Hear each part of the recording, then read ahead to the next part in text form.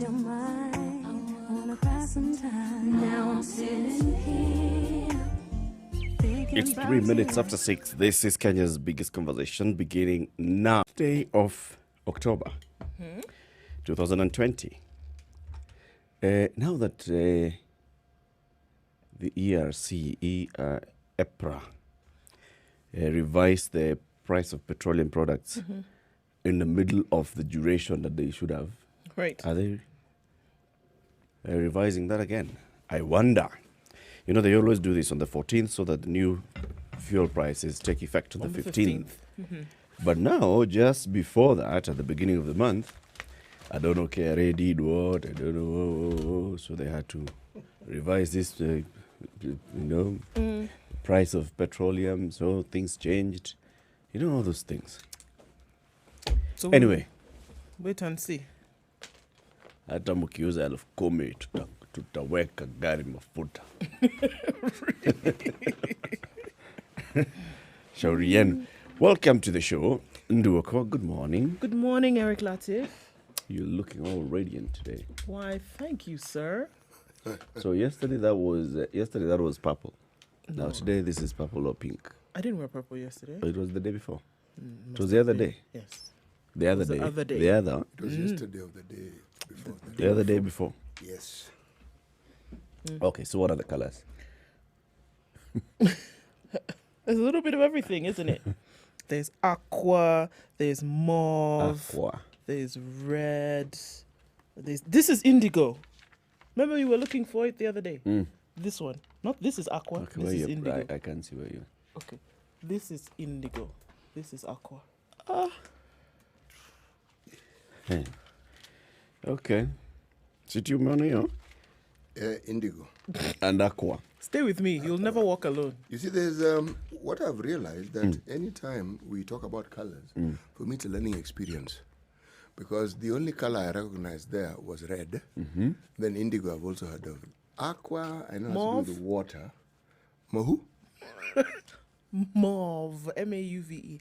There's a color called mauve. There is. What color is your shirt, CT? What are the colors that comprise your shirt? Different shades of purple.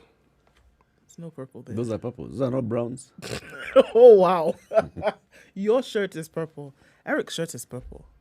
You've got some burgundy there, a little bit of lilac. Okay. Those colors know that they exist. They themselves. I think they do. It's simply opening our horizon to just the variety. You know, we started off with red, blue, yellow, green. So, yes. Primary colors. Yes. Yeah. Then everything now moves from there. Indigo I've heard of. I am not even sure what it looks like. Purple I know. Pink I know. Red I know. Burgundy sounds like alcohol. Mauve. I know it's a name. Mauve actually is the name too. Yes. Yeah. Mauve. Mauve. Yes. It's a color as well. I wasn't Mauve. sure it was It's a color. mauve in color. Then the shades of black. I know there's gray. Yes. Now, when we move from there, let's say that my capacity is a bit limited. Okay. But I also know orange. You know orange. Orange is And yellow. Yellow, I know. I was in Yellow House in primary school, so I voila. should know. Okay. Good. Okay. Welcome to today's show. We will discuss a number of issues today. One of them is revisiting the ICC, Kenya's unfinished business with the International Criminal Court. What's happening so far? Is the prosecutor still considering some things about Kenya? Did we make any attempt at securing justice for the victims of the 2007 post-election violence in any manner, shape or form? Is there any need to review or relook that, or should we just say, okay, that happened, we apologize, it was a bad moment for our country, let's just move on, let's learn our lessons? But the people who suffered, we also tell them, you know what, poleni, just makosa ilifanyika. Accept and move on kind of thing. And move on. We shall be discussing that this morning, plus other things. But let's begin with COVID-19. Okay, so seems that some things are happening in the country, right? With an increased number of cases over the last 24 hours. Out of a sample size of over 5,200, Kenya recorded the highest number of cases that has been recorded in the last 3 weeks. 604 new cases and 10 deaths in the country yesterday, and things seem to be rising. If we look at numbers that we have been given, just kind of, to put things in a little bit of perspective, over the last 10 days, Kenya has recorded almost 3,000 new cases. And now the Ministry of Health talking about the fact that, look, we're asking people to be extremely careful. It would appear that everybody thought that, things were better now that things opened up and then there was no need to be careful anymore. But that is not the case. Still saying, we need to be very, very careful. We're seeing heightened levels. We're testing more as well, it would appear. 5,200 is the highest number of tests also that has been done in the last 10 or so days. And this is what you would find. Remember, we'd always said that if more testing was done, you'd actually probably find out that more people have. Are we doing more tests per day, or are the results of combined number of days coming in batches of 5,000? Well, I mean, look at it. Look at it that over the last 24 hours, the day before, they did 2,300 tests. Now, when you're counting They from... announced results from some 2,500 Yes. samples. Yes. Not necessarily taken in 24 hours. Over, That's but what I'm asking. Because we know that some of these results come 10 days after they were taken. And we are not talking about all the results being of 10 days ago. There are some that are being announced today that were for 10 days ago, others for yesterday, others for 7 days ago. So we Sure. still cannot tell exactly how many have been done in a day. No, we don't know how many have been done in a day, but if you're going to take that information and then use that, then it should be a little bit more worrisome then to say that if 10 days ago or 5 days ago, these are the numbers that you are finding from a compilation of all of these tests, and you don't even know what is happening currently, then it should be an eyebrow-raising moment. They say, okay, if this is what was happening 10 or 5 days ago, and this is the collation of those reports, then we don't even know what the situation is on the ground currently, if that's what we're going to take. And it should be something that should get people saying, okay, well, if we don't know what the current situation is, then that's a problem. Okay? We have, if we're looking around, and that's just for Kenya, and we'll look into those details a little bit more later. But now if we're looking around the world, a number of countries telling their citizens that we need to be a lot more careful about what is going on. France has become the latest European country to toughen anti-coronavirus measures, imposing a curfew in Paris from 11 p.m. and 8 other cities around the country from Saturday. So on Saturday, they imposed this reintroduction of lockdown and then instituted a curfew which had not been in place for at least 3 months in the country. And Saturday, other countries such as Marseille, Bless you. Nice, basically across the country also had shut down. Countries like Germany, Ireland, Switzerland, Spain, Italy are also ramping up their restrictions because they are seeing heightened cases, reports of COVID-19.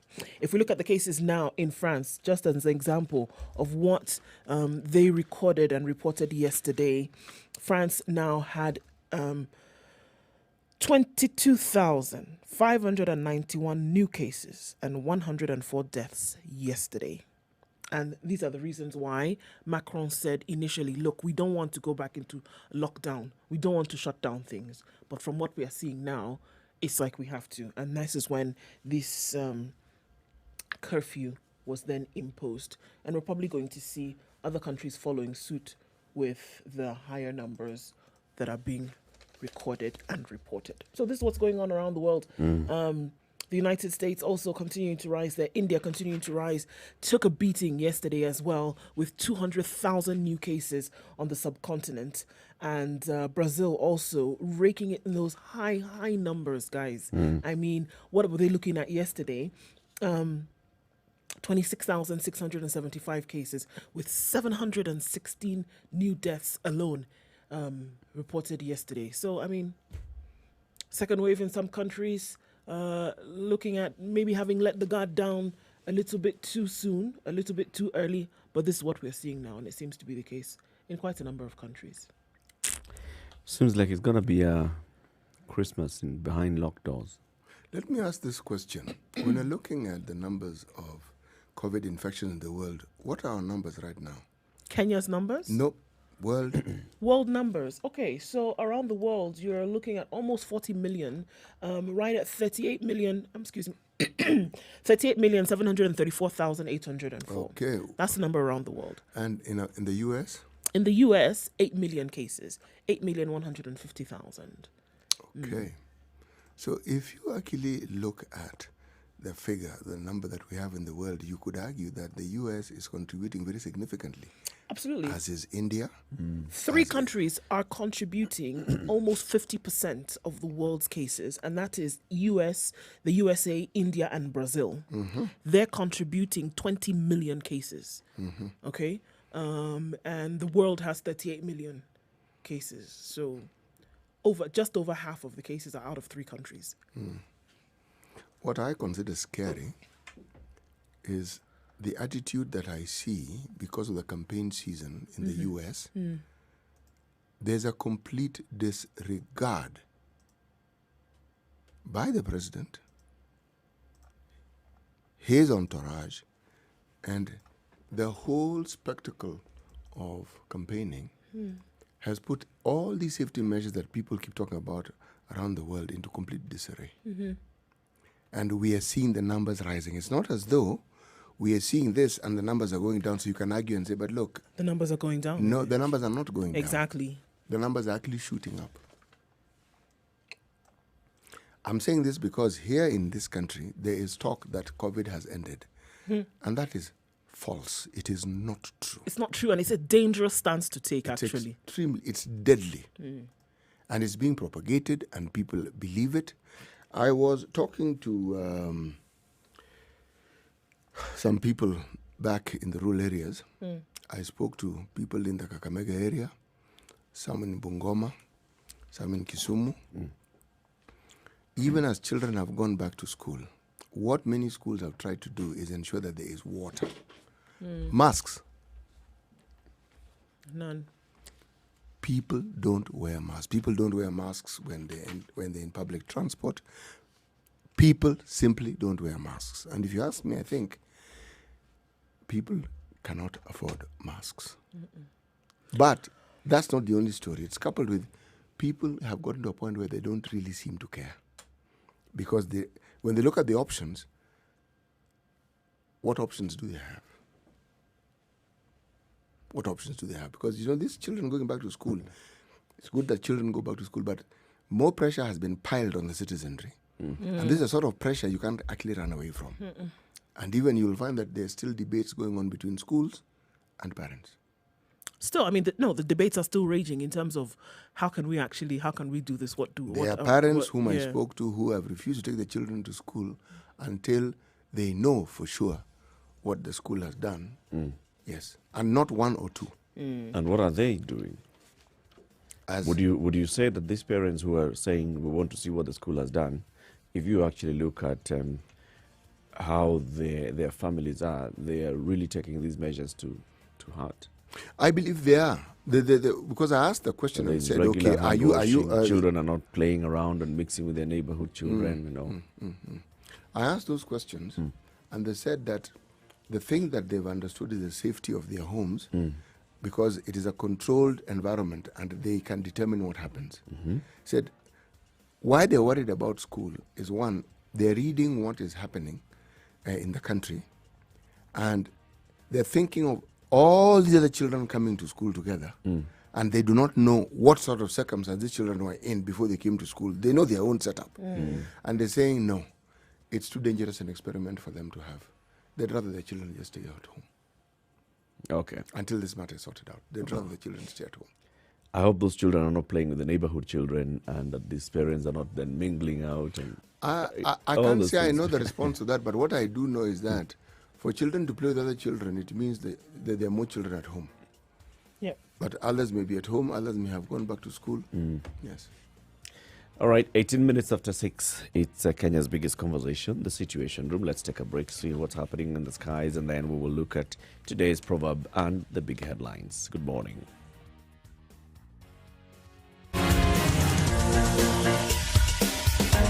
This is the Situation Room, the only way to start your day. Spice up your life. Chilled Spice. Okay, Nairobi this morning is mostly cloudy at 16. The sun is trying to peek through those clouds, however. We go to a high of 27 today and lows of 14. Nyeri is cloudy at 15 degrees, going to highs of 26 and a chance of rains later. It's partly cloudy in Nakuru at 13 degrees, highs of 26 and lows of 12. Mostly cloudy in Eldoret at 12 degrees, highs of 22 and lows of 11. It's 19 degrees in Kisumu at the moment, partly cloudy conditions. The sun's going to come out later though. Highs of 28 and lows of 18. Mostly cloudy conditions in Kakamega at 16 degrees, going to highs of 26 and lows of 15. It's partly cloudy in Mombasa this morning at 25, highs of 29 and lows of 24. Malindi is partly cloudy as well at 26 degrees. It'll rise to a high of 29 and lows of 25. Let's look at Kampala, where it's mostly cloudy at 18 degrees, highs of 26 and lows of 18. With a chance of showers later on. It looks like thunderstorms in Dar es Salaam later. We know that the rains have been quite heavy here. Mostly cloudy at the moment, but the rain is going to come in early. Highs of 28 and lows of 23. Johannesburg is clear at 12. Sunny conditions will last through the day with highs of 27 and lows of 11. It's raining in Lagos at the moment at 29. This will be the high for the day, coming down to lows of 23. Let's look at Beijing, where it's afternoon in Beijing. Mostly sunny at the moment at 14 degrees, going to highs of 20 and coming down to lows of 9. Clear skies in London at 10, highs of 13 and lows of 7 and a chance of rains later on. It's partly cloudy in Paris at 9 degrees, highs of 13 and lows of 7. And we look into New York, where it's a warm night still. 17 degrees. It'll come to highs of 21 and lows of 14.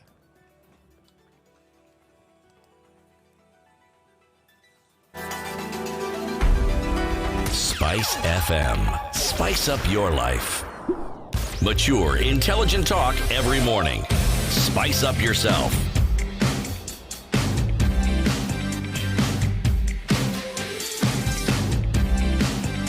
Mornings done right. 94.4 20 minutes Spice after FM, 6. Nairobi. Kenya's biggest conversation. City Mugai, just tell us today's proverb. Well. He who solves a problem with a problem will always have a problem waiting. Tell me about it. The answer is a problem. Let me repeat it. He who solves a problem with a problem will always have a problem waiting. Straightforward, isn't it? Yeah. 1 plus 1 is 2 plus 1 is 3. Yeah. Okay. Let's look at the headlines. What big headline do you want to start with? 21 million broke Kenyans take a record of 245 billion shillings in Fuliza loans in 1 year. If you see a Kenyan on a phone, don't suspect they are merely texting. It's likely they're taking a loan. Every second, Safaricom processes 6 transactions every second, or 492,480 shillings per day. Okay, so if you're looking at the details of this story, that's headline, and it said that, it's in the business part. In the 2020 financial year, Safaricom disbursed loans amounting to 245 billion shillings through Fuliza. This is a growth of more than 10 times over the same period in the previous year, when Kenyans borrowed 29 billion, according to the company's latest sustainability business report. So 245 billion this year, as opposed to 29 billion in the last. Kenyans have in the recent past resorted to the overdraft facility to make ends meet in the wake of COVID-19. Overall, transactions stood at 392 million, up from 46 million in the previous financial year, with the number of customers registered on Fuliza now standing at 20 million, up from 10.7 million in 2019. According to the report, the traction that the popular facility had from its launch in January 2019 continued through the period under review, with strong growth in both number and customers and volume of disbursements. The exponential growth recorded on the facility charts the months away, and many Kenyans experienced disruption on their economic activities. So looking at the fact that, of course, during these difficult COVID times, more and more people were borrowing. Peter Ndegwa, the Safaricom chief executive, said the company has provided a crucial lifeline to subscribers following the outbreak of the pandemic. Big jump. That's a heavy, heavy jump. Some good stuff for Safaricom. How does Fuliza work? You need to pay within a specific time. Is it 30 days or so? I have no idea. So that if you're talking about, it's how many days? 30 days, John? Yeah, within 30 days you've repaid. And then what happens if you don't repay within those 30 days? They reduce your credit rating. Yeah, okay. If they For what you allowed can you borrow to the have next time. 1,000 shillings, now they reduce it maybe to 600 or 700. Okay. And if your mischief is persistent, they reduce it further. Oh, and if you receive any amount of money through your M-Pesa, it first goes to first charge is to repay the that Fuliza. one. Oh, so they have an automatic way of Yes. recovering their money. Not very different from the banks. Eh? Okay. Not yeah. very different from the banks. Okay. So that means then that Safaricom is not saying it's non-performing debts are rising. It's basically saying that people are transacting a lot. No, more. it's just people saying are that, going there, yeah. borrowing, they're repaying, they come, they reborrow. And still Because when you're talking borrow. about almost 6 people per second Yeah. being processed, every second, 6. That's a That's a Huge huge number. number. Also looking at the jump of people who have subscribed for Fuliza by the close of the 2019 financial year, 10.7 million. By now, 20.8 million. Yeah. Yeah. So an extra 10 million in the last 10 months. That's a high number as well. And yeah, it shows that there, people have taken this as an easier way of accessing funds. It's quick funds. Quick look, funds, if you want to quick look credit. deeper than the transactions and the technicality of it, it's quick funds that people need. And even if your credit is reduced, people are still borrowing even that. If I could borrow 1,000 shillings, right, and I failed to pay in the stipulated time, and then they reduce the credit, I'm still going and borrowing 800 shillings. You see? It's not like I've seen it's a penalty and I'm not going to borrow again. The desperation is still there and I'm still going to go back and get whatever I can. 800 shillings today, mischief continues, it's down to 600. I'm still going to borrow the 600. The beauty of this system, if you think about it, it's very much tied in with what many people need. They don't need 10,000, 20,000. No. 400,000, 100 shillings. That's what they need. Yeah, you're going to buy something, you need to pay by M-Pesa, you Fuliza. Yeah. Clear the bill. Yeah. And Fuliza enables you to do that. To do that. Yes. I'm also thinking about it in another way. Is it possible that Safaricom has merely gained an audience from people who were previously borrowing from the other platforms? Because we've still had we have Shylocks, we have the other mobile lenders that have had issues with regulation, and how then they chase the people who owe them. So it's also a possibility that Safaricom has, over this time, proven that it's a better platform to go to. It's better in the sense that, one, it is a platform that you can access, as in you can own the tool for that platform easily. Two, simply operationalizing it is not a complicated process. You have a line, you have a phone, that's it. And from what I understand, even processing the loan itself, you're not going through anybody and you're not asking, bring this, that, the other thing. It's right It's there. straightforward because they have all your information. Yes. They know your habits or whatever, and they afford you whatever it is that is within your capacity. So you don't have to go to anybody. You don't have to ask for this, that, the other thing to be signed, bring 1,000 documents. It seems to be straight to the point. It's easy. Actually, it's just between you. It's you and them. Nobody Full else stop. is involved. Yeah. Okay. They fill the gap there, clearly. But also, when you think of Safaricom, please ask yourself this question. Safaricom cannot function without a bank backing them. Where money is deposited, the people on whom that particular platform rests, that bank is doing extremely well True. as a result of this. The partners that they have. Yes, they do. Yeah. The partners are doing very, very, very well indeed. Yes. It would be interesting to actually get deeper into this, look at the profiles of the people who are now taking, look at their borrowing history, maybe from the other platforms, Have they been borrowing more? Are they paying? Are they repaying on time? Because you see, when we have a headline that says 21 million broke Kenyans are taking 245 billion shillings in Fuliza loans, then the other question comes, are they unable to repay or are they repaying? If they are able to repay, what are they doing with the money? I would even ask, what kind of merchants are processing this these Fuliza loans? Is it at a shop, at a supermarket? Is it with Mama Mboga? Is it because you just go and you're processing a payment, you do a Fuliza, it pays. So it would be nice to get the extra data. Safaricom, I'm certain, has this data. They have it. Yeah. Yes. They have it because every time you transact, that data is just collated. Every time you transact, in whatever manner, and the manner in which you transact and whatever it is also documented. Interesting to know. So let's take a break now, see what's happening on the roads, and when we come back, we will be looking at more headlines. Laban Tanui Kapte is locked. Kale Kamze Manu says he's in Zima. That's Zimmerman.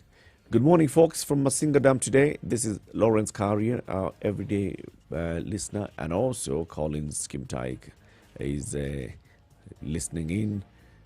Our friend in Macha, Bedi Asli, is in. Kisumu Kibos, Geoffrey Muchama is in. Molly Yule Japan. Okay. And Abraham Lucorito, locked in. Good morning. Next week on The Great Kenyan Bake Off. Please, bake, please. It is a race against the clock. The bakers from Heat 1 are back. After having survived elimination, the stakes are higher. Catch the action as they take on Biscuit Week, facing a technical that will level the playing field. It's too much work. And a showstopper challenge that won't leave you hanging. Just smile and wave, Kiran. Smile and wave. The Great Kenyan Bake Off, brought to you by Unga Limited, inspiring a nation to bake. Classic soul, R&B, smooth jazz, neo soul, and nostalgic ballads. Make some noise. Yeah. You're listening to Spice FM.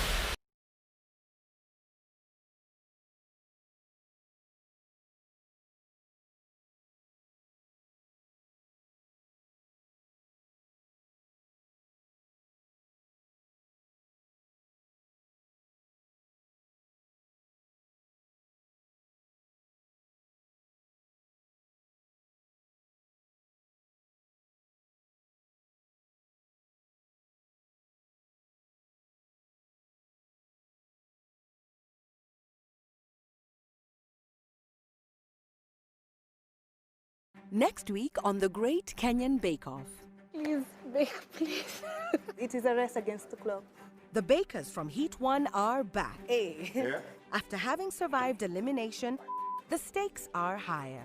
Catch the action as they take on Biscuit Week, facing a technical that will level the playing field. It's too much work. And a showstopper challenge that won't leave you hanging. Just smile and wave, Kiran. Smile and wave. The Great Kenyan Bake Off, brought to you by Unga Limited, inspiring a nation to bake.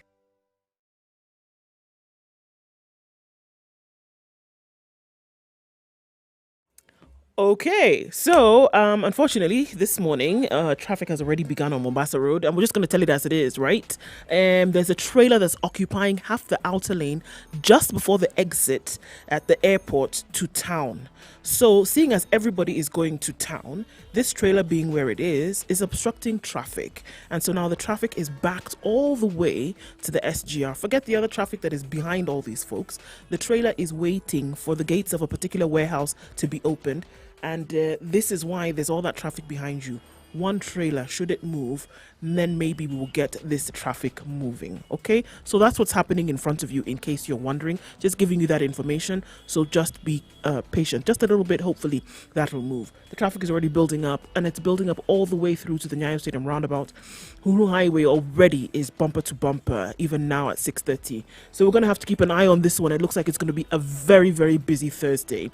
If you haven't left, what's ahead of you is traffic galore. The eastern and southern bypasses are open.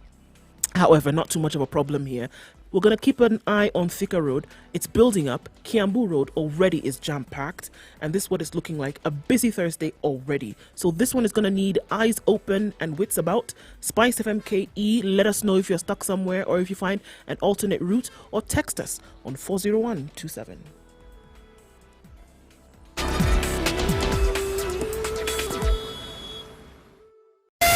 Spice FM, Malindi. Mature, intelligent talk every morning. Spice up yourself.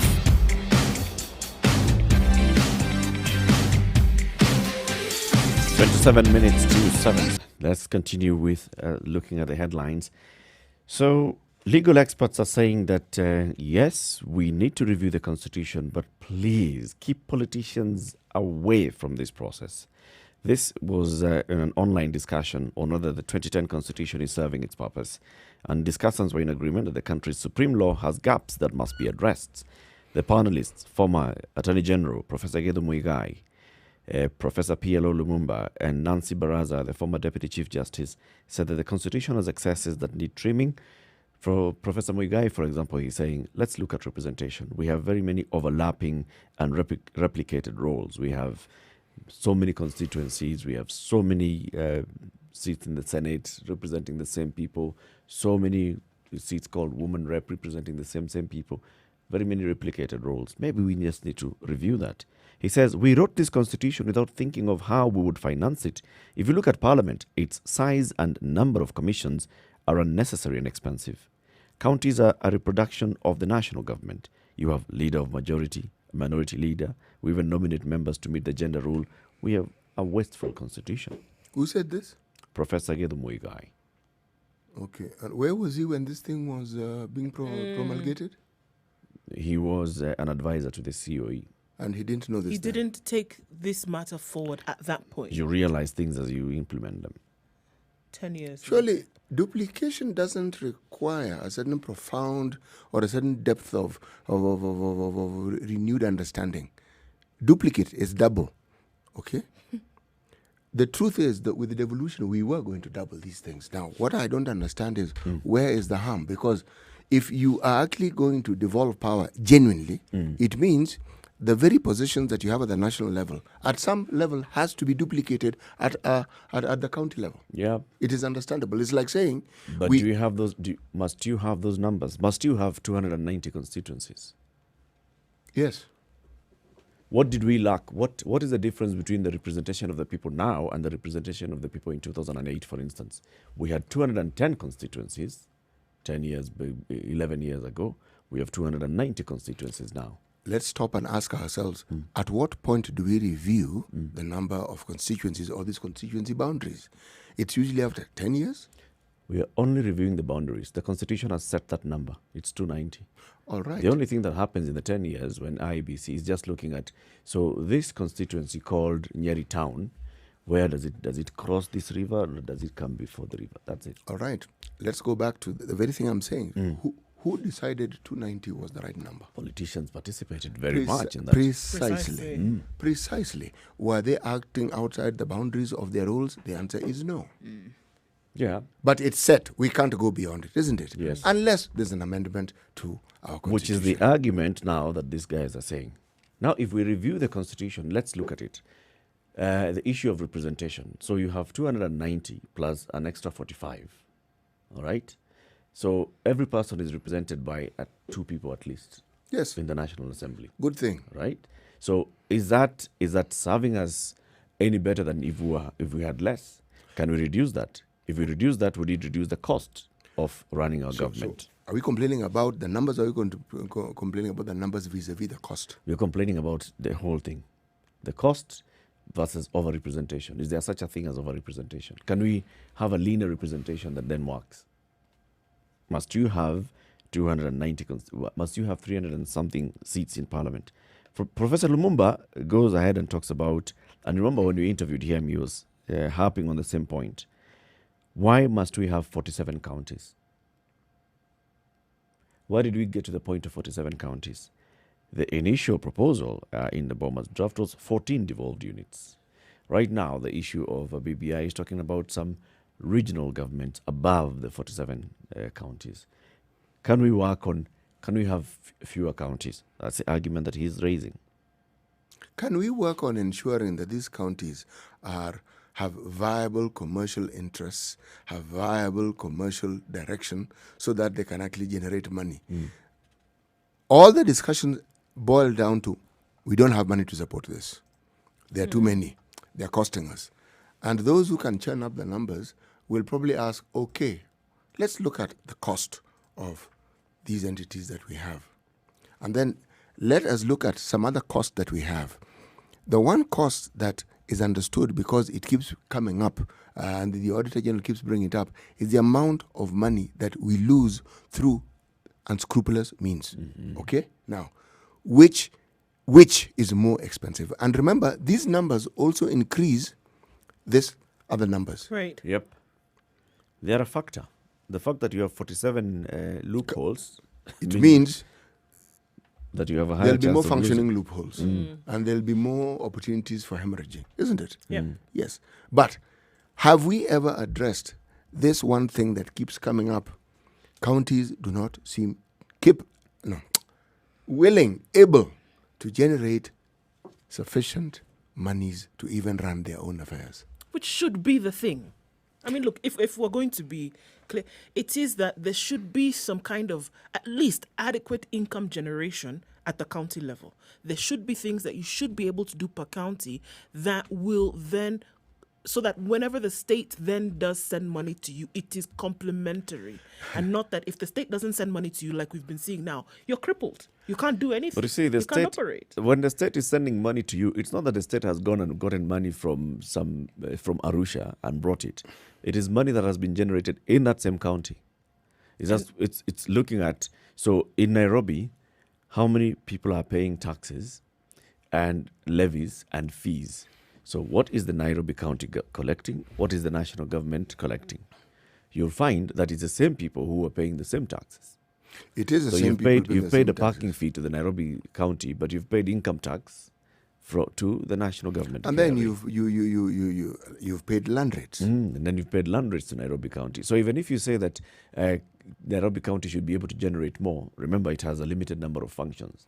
Actually, And then its capacity then to influence the economic growth and development of that area is also limited to the function that it has. Actually, when I talk about the limitation, I am talking about something a little more simpler. I'm saying what the discussion about the capacity of counties to raise money, there's no discussion as to what they can actually raise. You see, when you're saying they raise 10 billion, okay, against what? Is that the limit of what they can raise? Is that a quarter of what they can raise? What is it? What is this figure a factor of? Now, when you start there, and then you ask yourself, if that is then the case, for instance, that the capacity is, say, 100 billion as opposed to 10. So you ask, so where does the 90 billion go to? Is it actually collected? Do we have a poor system of collecting it? And if it is collected, how is it that only 10% of it gets to the...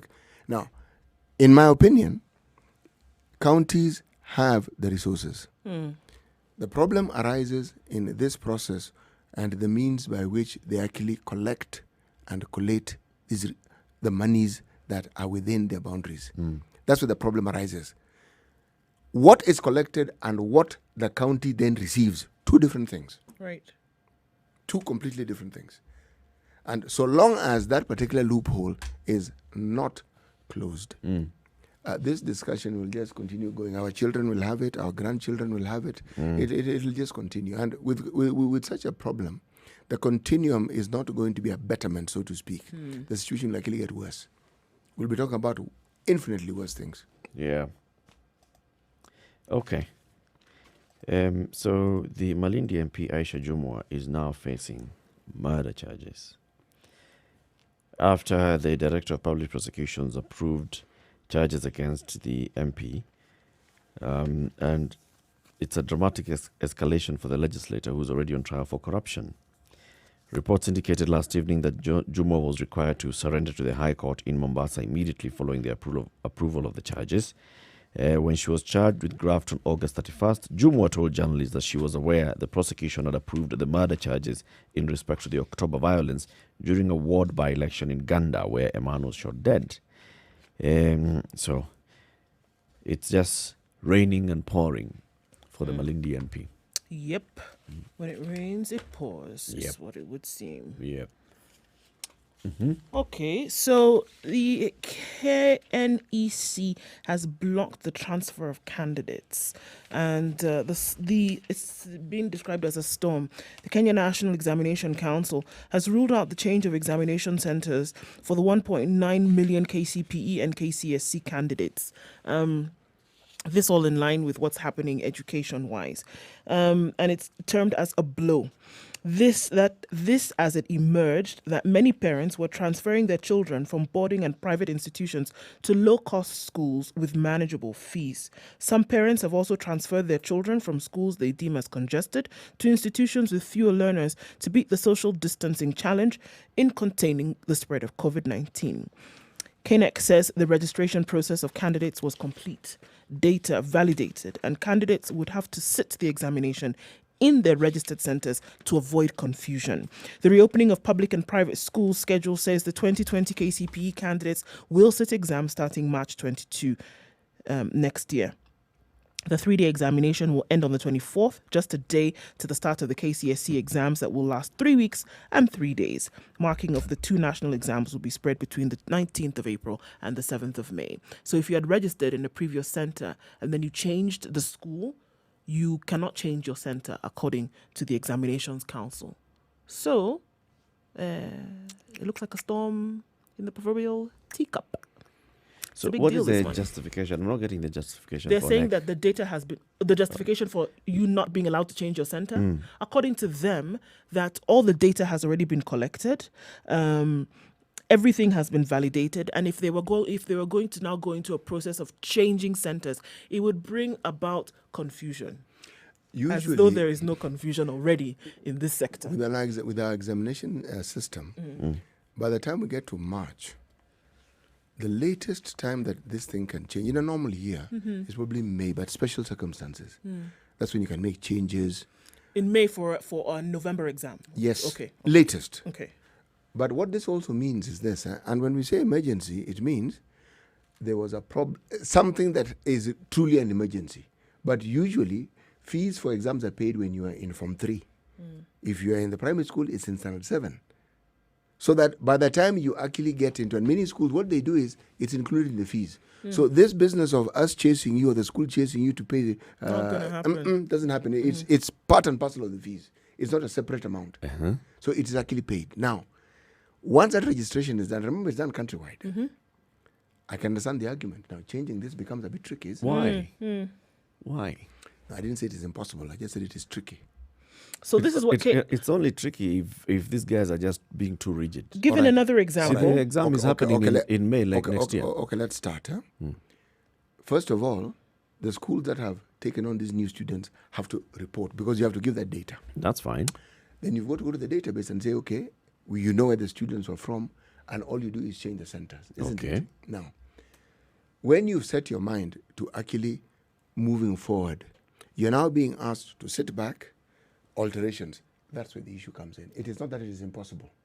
It's just bothersome. But I think they just need to come to the reality of things. Which is? The reality of things is that very many... Why are parents changing their children from these schools? Look at the example that one parent gave. I live in Nairobi, but my child studies in Kisii.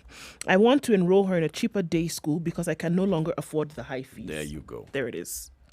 So, and the NEC is arguing that, okay, they can still go to that school, sit their exam, but their center will be that school in Kisii. Yes. Now. So you want to do your exam, they will go to Kisii. Doesn't make sense. No, you'll do your exam from here. Yeah. But it will be collated. Yeah, you'll be writing your index as from the Kisii. index number for the school in Kisii. And your result slip will show that you attended. Let me this explain. school. It causes a bit of a problem when it comes to marking. Because of now trying to... It causes a problem. Because usually when papers are marked, the batches are from schools. everything is from that school. So when you record it, when you collate the details, it's from that school. Now, imagine a situation where 10 children move to different schools. So what are you going to do with the examination papers? You just think, it's not that it can't be done, but you just think of the details of the bother it will cause. It is easier for NEC to deal with that issue now. Open up the window and say, so for the next 1 month, let's go. Or for the next 2 months, even until December. It's all digital, isn't it? It is digital. It is not manual. So open it up and say, parents and school heads, you have the next 2 months until the, when are they closing? 24th of December. Until the 24th of December, if you're changing, register and say, even open a portal and say, this is where we are changing. And then have that time to reprocess. It's possible. Because the fact of the matter is that people have changed school, and it's because of COVID and the impact of COVID-19. I mean, it's So, okay. Talking of issues, page 6. We need to take a break now at 12 minutes to 7 o'clock. Back to issues. And then we'll come back to the issues. And as we take this break, let's remind you about the Gold Crown lactose-free milk from the new KCC. We've been talking about this. If you're lactose intolerant, you've been having issues with digesting this particular milk because of the lack of this enzyme called lactase in your system that breaks down the lactose. Congratulations. Yeah. Call me Professor, Abwana. Excellency, Professor. Very good. Good job. Yeah. So you can get this Gold Crown lactose-free milk from the new KCC. Now, here is the issue. You know, when you come up with a product like that and you say it's a lactose-free milk for people who are lactose intolerant, it is not exclusive to people who are lactose intolerant. If you take milk, You can still drink it. you can still take this one that is lactose intolerant. The only thing is that you know it's lactose-free.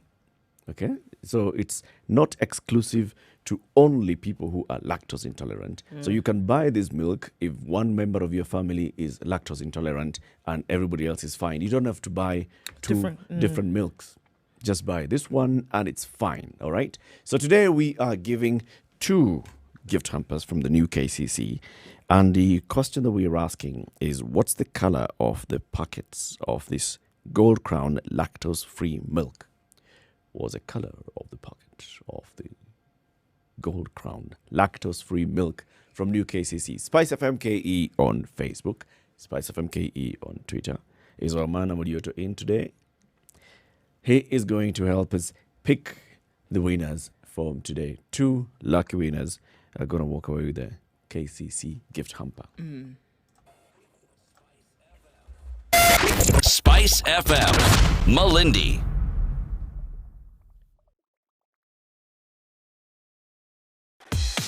Welcome to Spice FM, the best exclusive radio station bringing you the best mix of the best music ever.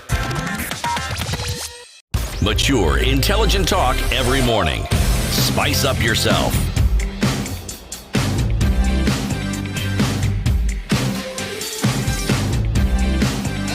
Mornings. All right, it's now done 9 right. minutes to 7 o'clock. 94. Speaking of issues, City. Well, there was this drama of the impeachment or the attempts to impeach the governor of Migori. Page 6 of The Nation tells us ODM balks at Obado Oster bid, calls governor for talks. Let me just read one paragraph of this. It'll make the matter clearer.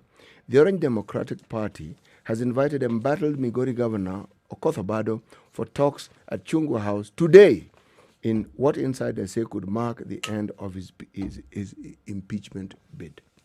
Sources close to Governor Obado told The Nation that the Secretary General Edwin Sifuna had invited him for talks this morning. Yes. Remember there were attempts. Who's carrying the humble pie? Is it Sifuna or? Well, it is the party, because they did try to use the channel of the county assembly. That wasn't going anywhere. They tried through the speaker. That now was going even more nowhere. Okay? Nowhere. Yes. So I think they have decided that perhaps a little conversation might be in order. Let's talk. But it opens up an interesting discussion. It's one thing about what the party wants. It's another what the people who are represented by this particular person want. Governor Obado is not unpopular in Migori.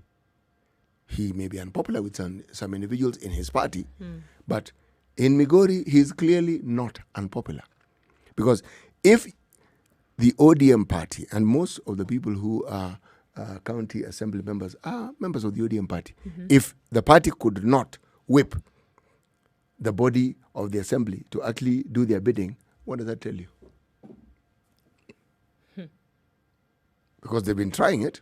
Remember when we talked about it when it began, the story was that the ODM top brass had gone and camped in Migori. They called meetings, another meeting. Then there's a little drama with the speaker of the county assembly. And should we say the drama has taken, this is a new episode. Season 2. This is season 2. Okay. Things fell apart. Yes, this is now Obado at Chungu House. Where? Season 2. Where? Let's see how this unfolds, shall we? Yeah. But this bespeaks in my mind of 2022. And individuals within the party who I believe want that particular seat Yeah. and who are using whatever influence they may have within their party to try and see if they can't get this gentleman out sooner. Well, Later. let's wait and see how it unfolds, shall we? Okay. Yes. So, according to a new report, children are key to the spread of the coronavirus, even though they are believed to be less affected by COVID-19. A study of more than 500,000 people exposed to the virus in India established that the role of children in the transmission of the disease may have been underestimated. The research published in the journal Science reported children are potentially much more important to transmitting the virus, especially within households, than previous studies have identified. Another case in point that we don't really know more as much as we should, because this continues to unfold daily. Kids are very efficient transmitters in this setting, which is something that hasn't been firmly established in previous studies, according to Ramanan Laxrinmarian, who was the lead researcher in this study. Scientists from Princeton Environmental Institute, Johns Hopkins University, and the University of California at Berkeley traced infection pathways and mortality of 575,071 who had been exposed to COVID-19 from 84,965 confirmed cases in India. And so it's said that children are super spreaders of COVID-19, and that it found that children between the ages of 0 and 14 and youth are more likely to catch the virus from their age mates and are more likely to spread it once they've caught it. Wow. Remember in Europe, one of the things that came up because of the aging population that is reported to be in most of Europe was this: the idea of younger children visiting their grandparents or staying with them. It was for this very same reason, understanding that, yes, you see, being infected doesn't mean you're unwell. No, being COVID positive doesn't mean you're sick. It just means that you have the virus and you can infect someone. And given the susceptibility of those who are older, there had been discussions around the fact that it is this association between the young and the old that also contributing to the spread of COVID among the elderly in Europe. Yes. So this discussion is simply continuing. Yes, it is, But as it should. And let me reiterate, COVID is real, it is here. This story of COVID not being there is a complete and absolute lie. There's a story here on page 10 of The Standard. It's about this language that you tell us about, CT. So unajua hii lugha? Ipi? Si hii lugha ambayo sisi naongea. Oh, Father John Pesa and the art of speaking from both sides of the mouth. hey. So Father John Pesa is the head of which church again? Holy Ghost Coptic Church. Jeez. He's the spiritual leader of the Holy Ghost Coptic Church. All right. Kenya Voila. or East Africa? Kenya for now. Holy Ghost Coptic. Coptic Church, yes. Ni church ni global. Sasa, Father John Pesa and other religious leaders went to Sugoi the other day, and it was covered, and there was, how the speakers spoke in front of the deputy president. So this one talks about how, for example, he started this story. referring to the deputy president as daktari. Tumeona daktari mbele yetu. Daktari wetu, tibu watu wako kwa kipole. Weka sindano na uweke kwa pole. One. Then he went on now. This is where he shifted from the stories of, the analogy of the shindano and all. He went back into where he basically belongs. And this is the matters of the Bible. He said, nani anakumbuka mawe ya King Suleiman? King Suleiman alikuwa na mawe moja. Ilikuwa mawe moja na akagonga Goliath. Twa! That is the gospel according to St. Goliath. According to the Coptics. According to St. Goliath. According to St. Otherwise known as Goliath. Yeah. So now, of course, he was corrected much later. I mean, nobody could tell him. David. No one could say that. So yesterday he calls a press conference. Kuna maneno moja yatageuka ati Suleiman ndio alipiga Goliath. Sasa mimi ni mzee nazeeka. Tangu naanza kusoma Biblia nimezeeka. Daudi ndio alipiga Goliath na mawe moja. Mimi sikusema nani Goliath. Maombi ni kama mawe, ndugu zanguni. Ninahuzunisho sana kwa watu wetu kugeuza maneno. So the mawe they are speaking of is ile mawe ya jiwe. Mawe moja. That is very good. Okay. But the question I should ask is he communicating effectively? To someone. He is. That there's someone who killed someone with a stone. All these people who are contradicting him, were they there? At the time of David and Goliath. Yes. How do they know that it was Suleiman? Yes. Suleiman. These details, let's leave it that way. All right. This is Kenya's biggest conversation, The Situation Room.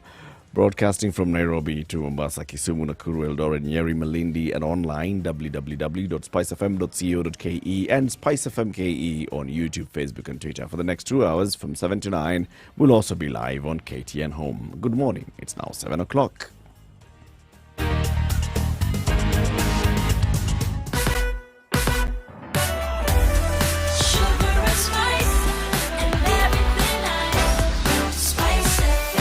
Spice up your life. Spice FM, Nakuru. Traffic. Okay, guys, this morning traffic has gone all the way past Sabaki on Mombasa Road today. It's looking crazy. Athi River at the junction there are police that are stationed there at the Athi River Bridge, but the traffic, like we said, is all the way past Sabaki today, and that is looking crazy. It's stretching all the way then through to the JKIA turnoff, moving very, very slowly today. If that's the direction you're headed in, just know that that is what lies ahead. And then moving further on, as you head towards the Nyeri Stadium roundabout, again, moving very slowly. Uhuru Highway is jam-packed all the way through to Westlands today. Getting into the CBD, you might be able to make a quick sneak in, but it's going to take you a while. Coming off of Thika Road, as we look at the underpass at Pangani, not too bad, moving very slowly, but moving all the same. It's not a bumper-to-bumper situation yet. Where it is a bumper-to-bumper situation, however, is on Kiambu Road. And the lanes have multiplied already this morning, moving very slowly as you try to get to the junction. All right. Getting off of Langata Road also should not be too difficult. It's not a walk in the park either. As you get to the Timor roundabout, as you get to Bagathi, you'll be all right. Headed towards Nyayo Stadium is a different story. Spice FMKE, let us know what you see. If you're stuck somewhere, that's on Twitter. Or text us on 40127. We want to keep it moving. It is Thursday, getting to the end of the week, but traffic is already crazy.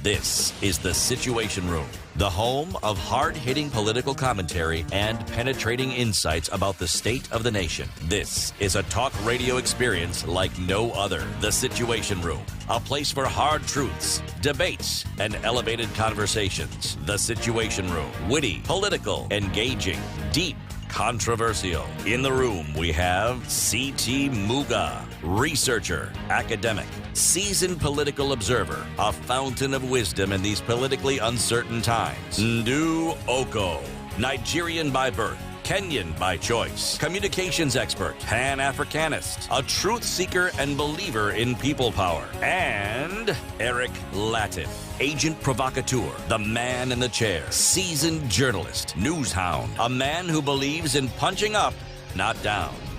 This Good is morning, the and how are you this Thursday morning, this 15th day of October 2020? Welcome to the second hour of the Situation Room. This is Kenya's biggest conversation, and as we begin the hour, like we always do, CT Muga will remind us today's proverb. He who solves a problem with a problem will always have a problem waiting. 1 times 1 is 1. Yes, 1 times 1 times 1. It's equals 1. You know, where this one gets tricky is you may not know that you're solving a problem with a problem. You may actually think that you are actually putting across a solution, and yet the solution stirs up a hornet's nest and creates more problems than you had anticipated. Nonetheless, He who solves a problem with a problem will always find a problem, we'll always have a problem waiting. will always have a problem waiting ahead. All right. So let's talk about a problem that we had in this country in 2007. Disputed presidential election leads to post-election violence. There has been argument, counter-argument, whether this was spontaneous, whether it was planned well ahead, whether it had a proper structure of planning and execution, whether it was just spontaneous people who were feeling, expressing themselves from what they saw in the post-election violence. We had the violence, we had the Peace and Reconciliation Accord, we had the decision at that point that we are going to review what happened, review the conduct of the election. We had the Kriegler Commission. Review the post-election violence. We had the Waki Commission. And we also decided to create now the other commissions that would ensure that we have peace and reconciliation in the country. And this includes the national cohesion and integration at the point. Now, with the Waki Commission, as we can all recall, when they released their report, they said, this is what we found. We would like to urge that our leadership creates a mechanism for local trials to happen so that there is justice delivered. But at the same time, as security and insurance, I'd like to send a sealed envelope to the International Criminal Court, to which Kenya is a signatory to the Rome Statute. So in the event this does not happen, then the prosecutor of the ICC will be at liberty to commence investigations, and we'll already have received some information from us which contains some information, some names of people that could be investigated. What happened? Don't be vague, go to The Hague. We went to The Hague. We saw what happened. Stop being vague. We stopped being vague. And the cases unraveled in the way they did. Do we still have some business with the International Criminal Court? There was a push of Kenya, just getting out of the Rome Statute altogether. There was a push for, reopening of some of these cases. There was talk by the prosecutor herself, Fatou Bensouda, and saying that this is what we're going to do again. So all this is still up in the air. As far as you're concerned, where are we in terms of seeking justice for 2007? I mean, I think the question has come up very many times, is that was there case enough? Was the proverbial bull fattened enough, the calf fattened enough to present this case then at the ICC? And then looking at the way things unfold, is that people said, okay, so then all that ruckus, all of that hullabaloo, why did we go in the first place if it yielded nothing? Or was the fact that a case was presented then enough cause to show that truly there was something amiss? There was a rot somewhere that needed then to be exposed. But did it actually yield nothing? That's what I'm saying. Was the presentation of the case enough to show for something? You see, if we were to suggest that it yielded nothing, then we would be saying that the cases are at an end. There's no continuation. There's nothing more to discuss on the matter. And I'm not sure that the cases are at an end. The fact that there wasn't evidence, does it mean, therefore, or there weren't sufficient witnesses, does it then mean that there really was no case to begin with? Because then you'd be saying that the gentleman who was led that charge simply involved us in some really heavy-duty drama. But really heavy-duty time wasting. yes, but something odd happened with this case. Very many people who were slated as being witnesses either disappeared or died. So one has to ask, was it just sheer coincidence? And then had that not happened, the overturning then would not have been the case. If these individuals had not been disappeared, then you would have had evidence, because these cases were thrown out in many instances for lack of said evidence. If these individuals had then not disappeared, then there could have been evidence that would have seen a totally different outcome from what we saw. Yes. Let's bring in someone who has covered this matter quite extensively. This is a veteran journalist, Tom Maliti. He is now a writer with the Open Society Justice Initiative. Tom, good morning. Good morning to you. Thank you very much for speaking to us, and welcome to the Situation Room. Thank you for having me. I think let's start off from the very beginning, from the top here, Tom. Where are we with regards to the ICC cases? They were terminated. Or pursuit of justice at the ICC. Does it mean that there's absolutely nothing that the ICC is doing or could do or has the opportunity to do now with these cases? At the moment, the ICC is focused on other cases. The Kenya cases are not live in that sense. Once the two separate trial processes were terminated, that was the end of the Kenya cases. And since then, the Office of the Prosecutor appointed experts to investigate how that office handled the Kenya cases. Those experts had a mandate where they looked at the early stages of the Kenya cases. So, in essence, they had access to the case file to see how the investigation was conducted. They had a look at how the pre-trial process was handled by the Office of the Prosecutor. And they submitted their report in February 2018. And in November 2019, the prosecutor, Fatou Bensouda, made public the executive summary of that report. In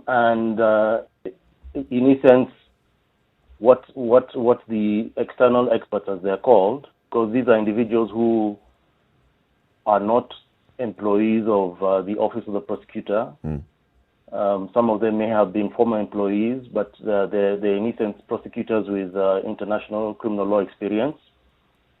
What these external experts said was a combination of what CT Muga and Ndu Oko have just said. So with the report that now came from these external experts and looking at how the Office of the Prosecutor handled this case, is there a leg to stand on for the Office of the Prosecutor now on how, if they were to decide to revisit the Kenya case? That would depend on whether they would be able to get any witnesses who would be willing to talk to them. But judging by past experience, that is very unlikely. It is significant that in the Kenyatta case, even before it went to full trial, so the Kenyatta case was terminated before they could actually have opening statements, before the prosecution could say, we have 10 witnesses, 20 witnesses who are going to speak to what we believe are the crimes that are alleged to have been committed by Uhuru Kenyatta. Before that stage, the prosecution terminated the case. And before the prosecution terminated the case, or rather, prosecution withdrew the case, and before the prosecution withdrew the case, a number of the witnesses said, Yes, I said I'm going to testify. I said I would testify, but now I can't. The atmosphere in the country is not favorable to me, and I will not be able to testify. And that was significant because then, in that particular case, it wasn't even a situation of whether witnesses were being intimidated or anything like that. They just felt that we're being asked to testify against an individual who is now the head of state, and they didn't see how that would be favorable to them.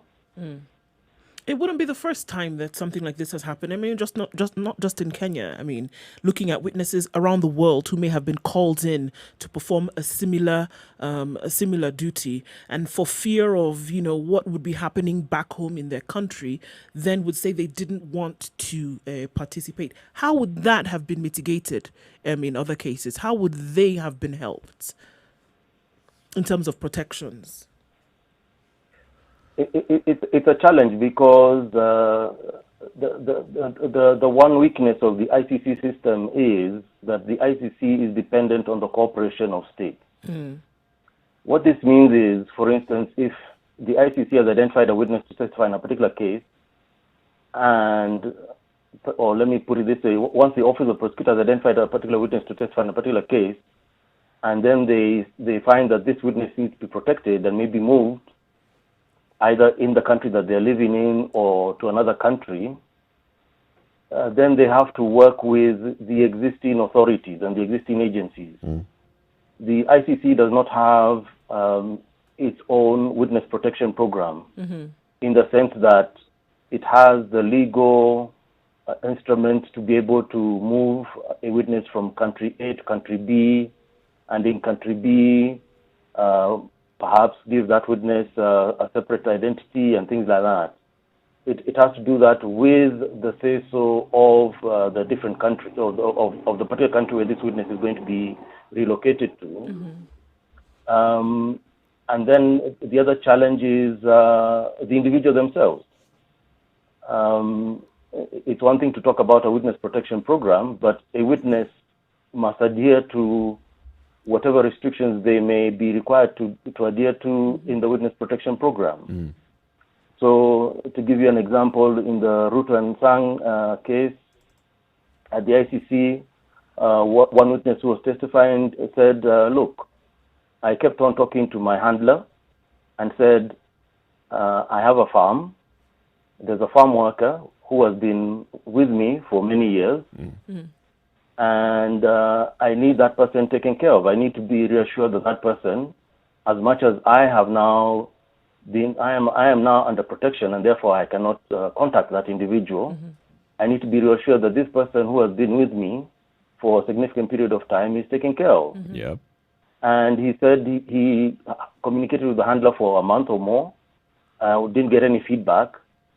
So the individual said, okay, whatever you guys want me to do is not as important as my relationship with this farm worker. And so this individual got out of the protection program, and this is testimony in court. So this is one testimony. So this individual said that he got out of the protection program, went to make sure that this farm worker is taken care of, and then went back. And of course, that introduces all sorts of elements of risk, because now individuals in that area will know that Fulani has now come back. So Fulani was away. Why was that person away? We don't know the details of what conversation this person had with their farm worker. And therefore, then they returned back and continued to be a witness for the OTP. So these individual relationships, which vary from person to person, from culture to culture, can also affect the protection program that a witness may be in. What came of the investigation that you mentioned that was set by, was it called Bensouda? Yes. What became of that investigation? It was concluded, and by the time Fatou Bensouda was making public the executive summary, so publicly the entire report has not been seen. But the executive summary of that report was made public in November 2019, and the external experts, in essence, indicted the Office of the Prosecutor. key highlights are, they said that, yes, there was an investigation. Yes, people came to Kenya to seek evidence. But the prosecutor at the time, Luis Moreno Ocampo, was not interested in them following the evidence and then framing a case based on the evidence. They say that Luis Moreno Ocampo decided that there are certain goals that they need to meet, and they need to look for the evidence to match those goals. And when his staff members raised their hands and said, "Excuse me, sir, maybe we need to look at this differently, because of course we need to be presenting the best case possible." The external experts say that Luis Moreno Ocampo shut down such dissenting voices. This report is based on interviews with 30 serving staff members of the Office of the Prosecutor and former staff members of the Office of the Prosecutor. So it's quite extensive. And this is not to say there wasn't evidence, number one. Two, this is not to say that the investigators did not investigate, did not get evidence that could warrant a case. But this is just to say that the decision to prosecute did not look at whether the best case possible was available. And this could be a factor of taking things for granted. It is unclear, without having seen the full report, why there was this push, but it's clear that, as Eric Latif mentioned, the Waki Commission that investigated the post-election violence came up with its evidence. What we know is the Waki Commission said that they identified 15 individuals who they believe may bear the greatest responsibility for the violence that followed the December 2007 election. And they also had evidence to back that up. But the Waki Commission was very clear that this needs to be investigated because they were clear on their own limitations. Remember, the Waki Commission only had 3 months to investigate things. Yep. And they were not just looking at who are the suspected main perpetrators of the violence. They were looking at everything. So they were looking at, the people in the village who were the ones who were killing their neighbors. They were looking at police who were shooting protesters in the urban centers of the country. They were looking at the opportunistic violence that took place, because they did say that also happened, that criminals took advantage of the situation and perpetrated their own violence for their own ends and had nothing to do with fighting political rights or grievances that go back way in history. So the Waki Commission, aware of its limitations, said, we came up with some material, but now this needs to be looked at with a professional eye and determine whether actually this material backs what we think are our conclusions. So when receiving this material, Luis Moreno Ocampo, the ICC prosecutor at the time, must have assumed that his work had been done for him, and therefore all he needed to do was confirm rather than verify and then confirm. And this is what the external experts say. The external experts say, yes, there was material that could start an investigation, that you could start an investigation with, but that material you could not conclude an investigation with. You had to go the extra step. And they say Luis Moreno Ocampo did not do that. Now, Tom, I just have to come in here because if we're looking at the ICC and a court that was established independently from nations, then that maybe even took on this image of being sacrosanct, whereby you would say that you would not be able to then do things like hide information. You would not be able to ignore information, which is why states then were not involved in the process per se.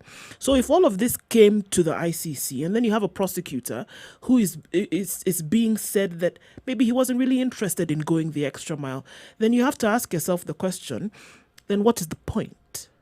What's the point if you can then pick and choose on certain cases that are presented to the ICC and something like this, and then it's that a case would have been thrown out almost only on the decision of somebody not to go the extra mile to, as you say, verify and confirm? Then why? Why do this?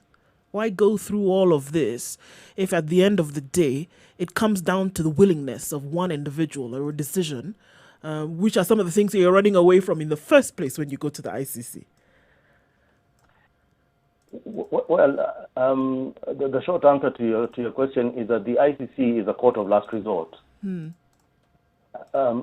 So the idea that the ICC is infallible, the idea that the ICC can do it all, that is more a creation of us in Kenya at that time, where we invested a lot of emotion and a lot of hopes in the ICC.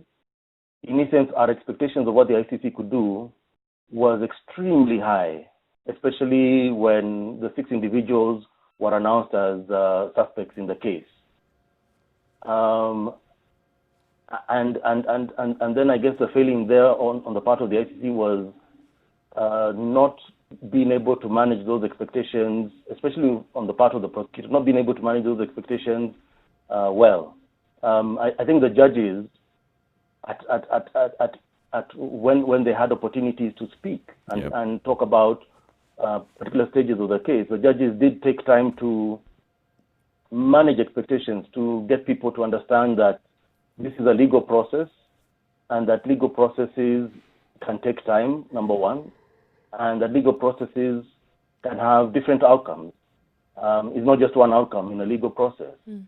But secondly, the other thing about the case, as much as I've talked about the external experts, in essence indicting Luis Moreno Ocampo, and just for the record, let me just say that he was given an opportunity to respond to the conclusions, and he did say that as far as he was concerned, he did the best job possible, that he did not take anything for granted, and that he was professional in handling the cases. That said and done, the other thing that we cannot ignore, and it's something that one of the panelists raised, which is witnesses were intimidated. And there were attempts to bribe witnesses, and some witnesses were bribed. This is public record. This is part of the court record now, and that also had an impact on the cases. As I pointed out in one case, witnesses refused to testify, not because they had been directly intimidated, but they just felt that the circumstances were such that were not favorable to them testifying. In the other case, they're pending warrants out for 3 individuals who are suspected to have attempted to bribe up to 6 witnesses. So it's a combination.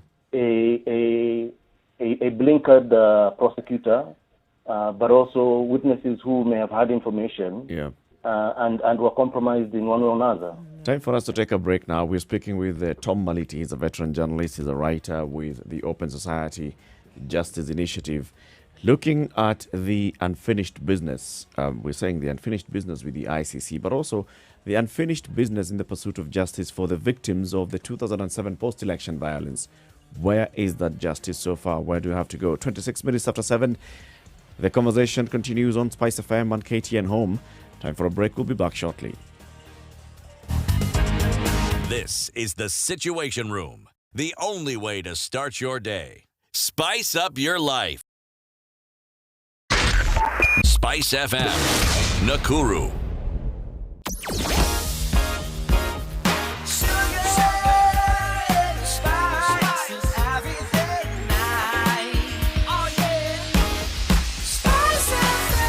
Spice up your life. Partly cloudy conditions in Nairobi at 16 degrees. We'll go to highs of 28 today and lows of 14. Nyeri is mostly cloudy at 16, highs of 25. Nakuru will see highs of 26 today. Partly cloudy conditions at the moment at 14 degrees. 13 degrees and mostly sunny in Eldoret. Will be rain in the afternoon with highs of 22 and lows of 12. It's mostly cloudy in Kisumu at 19 degrees, highs of 28 and lows of 19. Partly cloudy at 17 in Kakamega with a chance of rains in the afternoon with highs of 26 and lows of 15. It's partly cloudy cloudy in Mombasa at 26, going to highs of 30 and lows of 25 with rains expected throughout the day. 26 and partly cloudy in Malindi, highs of 29 and lows of 25. It's 18 degrees in Kampala out of Kenya, 25 degrees, the high and lows of 18 with a chance of showers later on. The rains will continue in Dar es Salaam for most parts of the afternoon. We'll see highs of 28 and lows of 23 today. It's mostly sunny, and those sunny conditions will last through the day in Johannesburg. Currently at 12 degrees, the high will be 27. 29 degrees and scattered thunderstorms continue in Lagos throughout the day, coming down to a low of 23.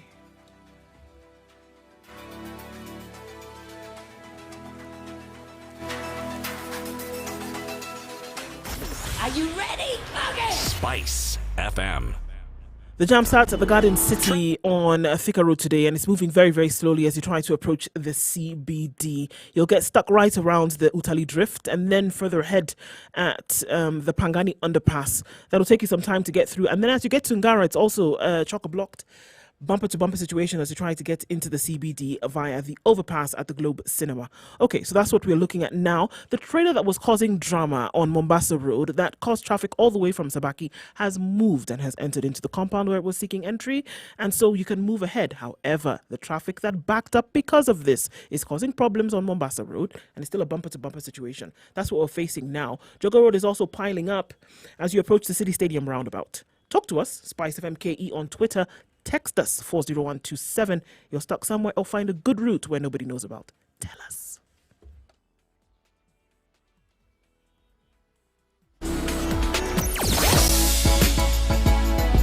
Sugar and spice and everything nice. Spice FM. Spice up your life.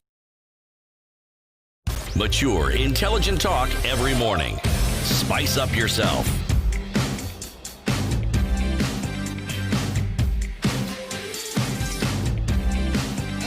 Mornings done right. It's almost 7:30. This is Kenya's biggest conversation. Yep. It happens every morning, 6 a.m. to 10 a.m. In the room is Eric Latif, Ndu Oko, and C.T. Muga. And joining us on the line is veteran journalist, writer now with the Open Society Justice Initiative, Tom Maliti. We're looking at the unfinished business with the 2007 post-election violence in the country. Tom, you've just told us about, what's happening now, what has happened since we saw the cases basically just collapse at the ICC. The issues that came out, the conduct of the Office of the Prosecutor, the tampering with witnesses, it raises issues also of the credibility of the ICC, doesn't it? In terms of, and this maybe also lends a voice to those who are going around the continent with a political campaign against the ICC, saying it appears to only be looking at the end and then working to how to justify the arrival of that end, and saying the end justifies the mean. How would you say the credibility of the ICC then stands with regards to the handling of the Kenya cases? How is it that people would know who the witnesses are during this trial? How would they be interfering with witnesses and still not be able to, the court not be able to protect the witnesses or to stop this process? And even the report by the experts on the conduct of the Office of the Prosecutor. Of course, it does speak to the credibility of the Office of the Prosecutor. I would like to differentiate between the Office of the Prosecutor and the International Criminal Court, because the International Criminal Court has judges and has other offices. I think the Office of the Prosecutor suffered damage, and which is why then the Fatu Bensouda, the current prosecutor, appointed these external experts to look into how those cases were handled. Because to date, the Kenya cases are the most high-profile cases that the Office of the Prosecutor has prosecuted. That, I think, is separate from, it's related but separate from the political campaign that was conducted, that is now muted, in which the line was the ICC is only targeting Africans and the ICC is biased and so on. And primarily that campaign was being conducted by African leaders defending their fellow leaders. Whenever this issue came up at the African Union heads of state meetings, heads of government meetings, they never spoke about individuals who are not leaders. So, for instance, as much as they would talk about, especially when the Kenya cases were before the ICC, when they talk about the court needs to respect African presidents, need to respect African deputy presidents, they never spoke about the fact that at that time as well, a former Ivorian president was indicted and before the International Criminal Court. They didn't make any mention of that. So clearly it had to do with serving leaders, current leaders being indicted. The other person the African Union spoke a lot about was Omar al-Bashir when he was president of Sudan. So the campaign had more to do with leaders being concerned about them being vulnerable to an ICC investigation rather than them worried about justice for victims of violence that has been perpetrated across the continent. And the harsh reality is victims have their own opinion. And I think if one was to talk to victims today in Kenya, you would find that victims, A, are still seeking justice, and B, as much as they are disappointed with what happened at the ICC, they would like either the ICC or something similar to get to the bottom of what happened to them between December 2007 and February 2008. Is the mandate, so now I mean, looking at that now, because there are two things that even just as you've spoken about, is the mandate then to bring quote unquote rogue or errant leaders or individuals to book, or to get justice for those who may have suffered because of these crimes that would have been committed? What would be the driving force behind the ICC? It is both. Because the ICC is very clear that it is limited to bringing to court individuals who have the greatest responsibility or are believed to have the greatest responsibility in relation to crimes that may have been committed in a particular country. The ICC cannot try every single individual who may have been involved in crimes committed, which is why, just to go back to the Kenya example, which is why the Waki Commission talked about a local tribunal. Right. Because the Waki Commission was clear that when you talk about violence at the village level, at the city level, at the individual level, an individual may be able to identify or may have an idea of who did what to them directly. But those people who are doing the violence to them directly are not the people who were planning the violence, if it was planned, are not the people who were financing the violence, if it was financed. These are not; those are two separate individuals.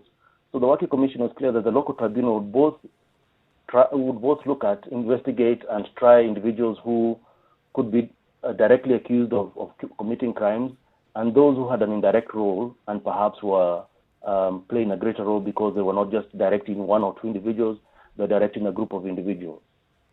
We've talked about that quest for justice for the victims of the 2007 post-election violence. There are people who lost their loved ones. There are people who lost their livelihoods, who are affected up to date. They haven't recovered, and maybe they never recover. If you look at the last 12 years and the way the issue has been played with, it has taken the political turn and twists, but the pursuit of justice itself has never appeared to move. Whose responsibility would it be to bring justice to those victims?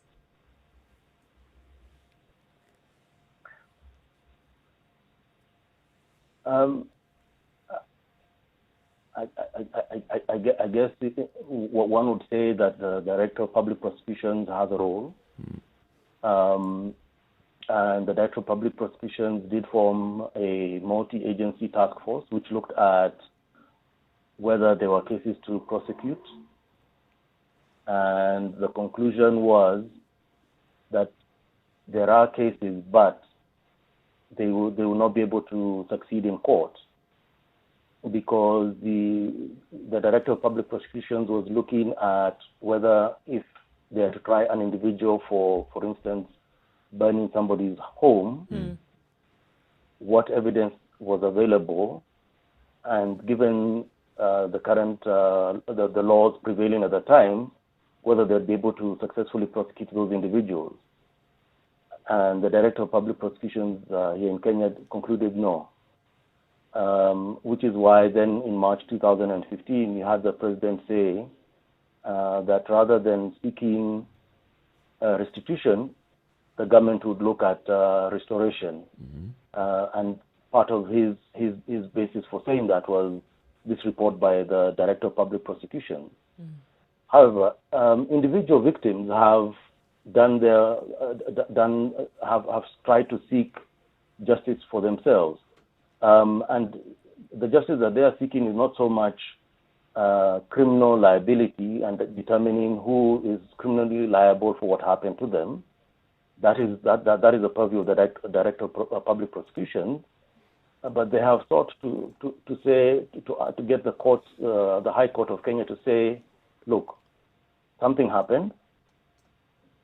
The government didn't do its role in protecting us, and the government should be held liable for that.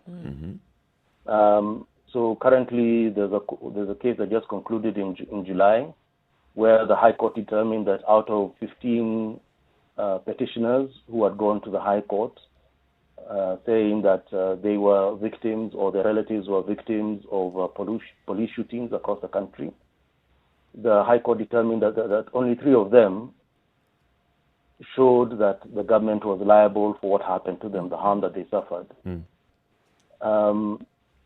There's an ongoing case involving victims of sexual violence, and there's another case involving people who were displaced by the violence. In both cases involving the victims of sexual violence and the internally displaced individuals have concluded, and now what is being waited for is the judgment by the court. So in that sense, where possible, victims have pushed forward and tried to at least get acknowledgement that something happened to them, get formal acknowledgement through the court system that something happened to them and that somebody should be held liable, even if the criminal aspect of what happened to them today doesn't seem to be going far. Do you think, for instance, that if indeed these cases that went to The Hague had been tried in Kenya, that the outcomes might have been different? It is possible. It is possible. I think depending on how they would have been handled, at the time there was some political will to at least see some justice for victims. I say some because the issue of forming a local tribunal went before Parliament, and Parliament was divided. So you had some members of Parliament who were for the idea, and you had other members of Parliament who were not for the idea. And I think at one stage in one of the sessions of Parliament, you had both the President at the time, Mwai Kibaki, and the Prime Minister at the time, Raila Odinga, go to Parliament to vote on the proposed legislation. And in the cases of Kibaki and Odinga, they voted in favor of the legislation to set up a local tribunal. But the votes against setting up that local tribunal were more than the votes for. So there was some element of political will at the time, which could have given a local tribunal, if it was set up, the kind of push it needed to go forward. And as we've seen with our judiciary currently, given space, our judges are able to exercise their independence and reach a conclusion that people will be able to say, well, okay, they did weigh the evidence properly, and they came to a fair decision. And remember that the local tribunal, the idea was to have a hybrid local tribunal. So a local tribunal made up of both Kenyan and foreign judges, both Kenyan and foreign prosecutors, both Kenyan and foreign investigators. Do you think that the cases that were taken to The Hague, do you think they had any positive impact on those who may be fomenting ideas to mete out violence on their fellow Kenyans in the future?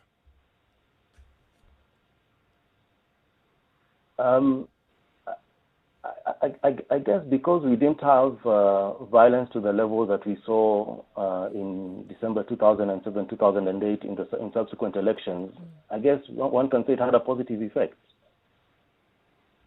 I guess one can say that because we saw politicians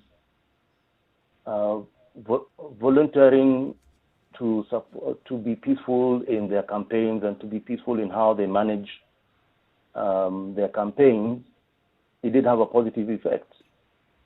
I guess it also had a positive effect in the sense that it gave further political impetus to the need for a new constitution, which then was passed in August 2010. And that new constitution provided, let's call it a safety valve, in how presidential petitions were handled by the judiciary.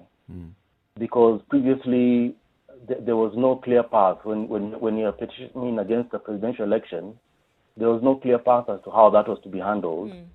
Whereas under the new constitution, it's clear that the Supreme Court will handle presidential petitions, and that a clear time frame is provided, and that offered a safety valve in that if you're aggrieved, you have recourse and the court will have to listen to you. Previously, if you went to court, there was no guarantee the court would listen to you. Previous petitions against presidential elections, 92, 97, failed on the basis that the petitioner was unable to serve the sitting president with the papers challenging the petition, and the case was said to have failed at that stage. So the judges never even got to hear the main arguments of the case. You actually raised very good points there, and yes, indeed, those are very positive strides that have been made since then. But I would like to argue that it's not necessarily as a result of the ICC process, but it is as a result of the violence itself. That the lessons learned from the violence itself, the aftermath, the kind of international, local and international pressure that this had brought is what then would have also contributed majorly to the push for all these changes and all these reforms. And I want to make a statement here, and then I'll seek your comment on that statement.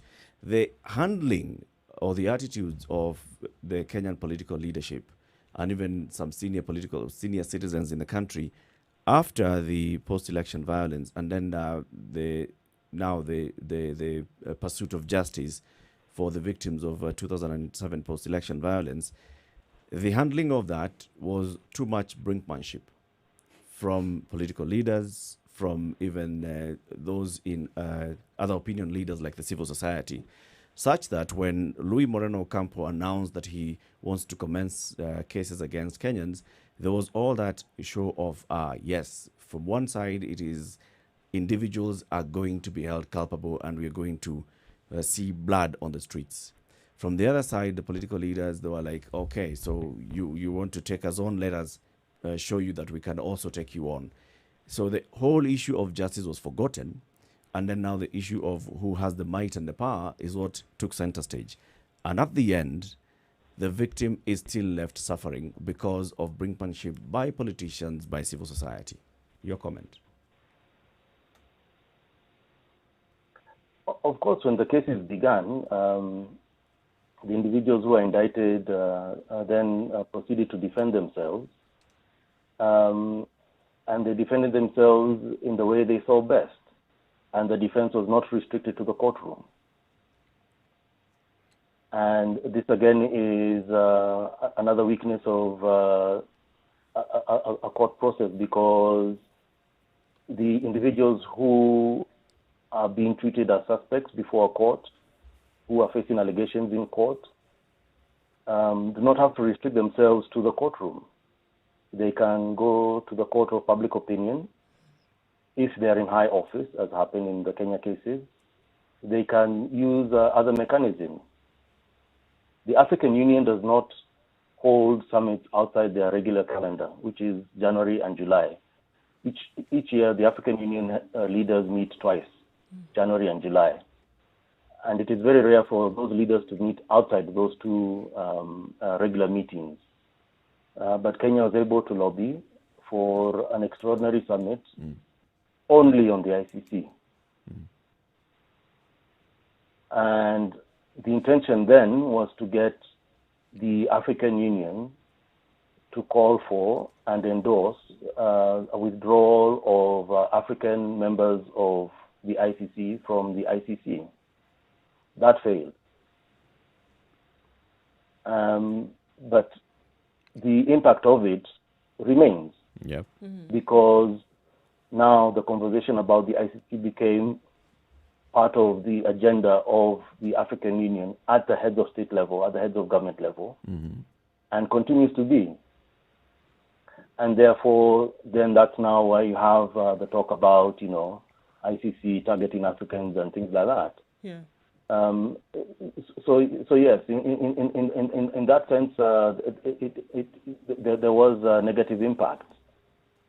And the only way one could perhaps mitigate that is to see a case go to its logical conclusion, and however the judges determine the outcome, everybody involved in the case is able to say, I may agree or I may not agree with the outcome, but I also think that the case was handled fairly.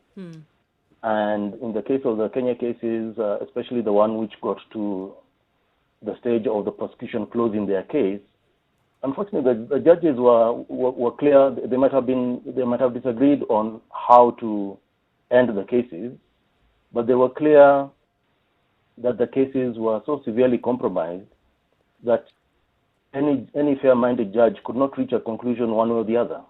How about the civil society's role during that period? Do you think they stayed the cause in pursuing justice, or did they get swallowed up in the politics? I think them getting swallowed up in the politics will depend on which side you're on in the argument, because, again, remember that there was a smear campaign that was conducted. I myself was a victim of that campaign. And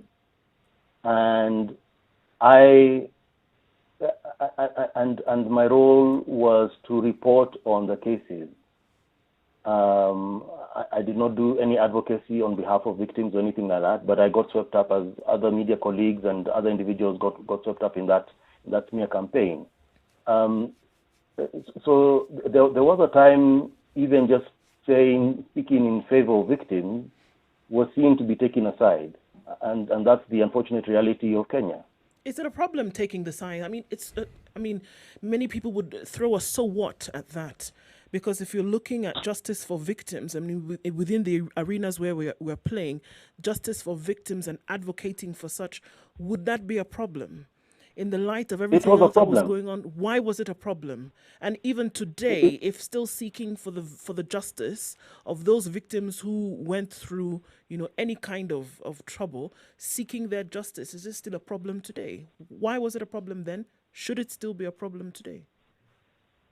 It was a problem because you had high-profile individuals, powerful individuals, who were before a court, and they were before a court being accused of having been involved in crime. And so speaking about victims was seen to be speaking against them. That's why it mattered. Tom, in the history of the ICC, have they ever indicted a sitting president before the case that involved our president and the deputy? Yes, Omar al-Bashir was indicted while he was president of Sudan. There are 2 warrants of arrest, outstanding by the way, still, for him, involving allegations that he was involved in alleged war crimes, alleged genocide, and crimes against humanity. In the Kenya cases, by the way, when the indictments were issued, the individuals concerned were not president and deputy president. True. At the time, Uhuru Kenyatta was deputy prime minister, and I think at the time, in fact, William Ruto had been dismissed from the cabinet. Now, why I ask this question is for a very simple reason. What do you think, because al-Bashir has never been to the ICC, despite the summons, what then would you say is the effectiveness of the ICC really?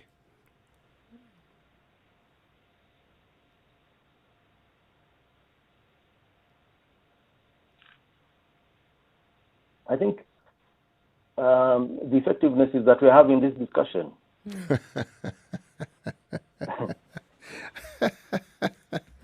Really?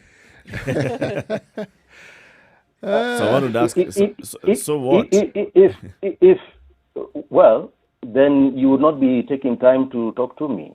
And that's the harsh reality. You'd be talking about something else, a topic that is more current, that is more important. But clearly, even in its failings, the ICC has brought light to an issue of great concern. And let's not forget, I mean, December 2007 to February 2008 was a very dark period in this country. I don't know about you, but I'm sure there were individuals who were thinking, well, do I really still need to be in Kenya? I mean, is there a Kenya that will remain after this? Right. Because at one point it was very likely that this country was going to split up. So yeah, and the fact that there is a possibility that a future prosecutor can look and take up a case if new evidence comes up or if new witnesses come forward is in and of itself a huge thing. Okay. Tom Maliti, thank you very much for speaking to us. Tom is the veteran journalist. He's a writer with the Open Society Justice Initiative. We've been looking at the unfinished business between the country and the International Criminal Court, and you've given us quite some good insights, and we thank you very much and wish you a good day, Tom. Thank you very much for having me, and I also wish you a good day. Thank you, Tom. Asante sana. Time for us to take a break on KTN Home. This conversation continues, and then we have other conversations in the 8 o'clock hour, in the 9 o'clock hour. This is the Situation Room, Kenya's biggest conversation. Good morning.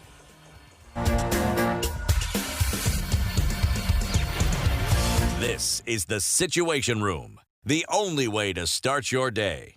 Spice up your life. So the question we were asking this morning, and we want you to win this gift hamper by New KCC, the Gold Crown lactose-free milk, is in what color is the Gold Crown lactose-free milk packet? What is the color of the Gold Crown lactose-free milk packet? Spice FM KE on Facebook, Spice FM KE on Twitter. And then our main man, Mr. Brian Amulioto, our social media producer, will pick 2 winners by the end of this show, and we're going to reward them. So the new Gold Crown lactose-free milk by the New KCC is especially good for people who are lactose intolerant. Now, we've said it doesn't mean that if you are okay with lactose, then you don't take this. No. It means that, if you have maybe somebody in your household who is lactose intolerant, you just buy this and all of you can consume milk. You don't have to buy 2 different types of milk. The other thing that you need to know is if you're allergic to milk, not just lactose, but you're allergic to milk. Maybe you've gone and a doctor has told you you're allergic to milk, please avoid milk. You cannot take the lactose intolerant milk because it has the full milk components. The only thing that has been broken down is the lactose in the milk. So if you're allergic to milk, no, do not take the lactose intolerant milk unless the doctor goes and advises you that, okay, your allergy is allows you to have this one. Okay. Concluding this conversation on the ICC, and you asked that question, what do you feel is the effectiveness of the ICC? Well, the thing that it does, it brings to the discussion table a possibility that very many leaders, especially on this continent and other parts of the world, where we've seen atrocities being committed, it brings home the message that you will not get away with it. And that this matter will be discussed for the entire world to witness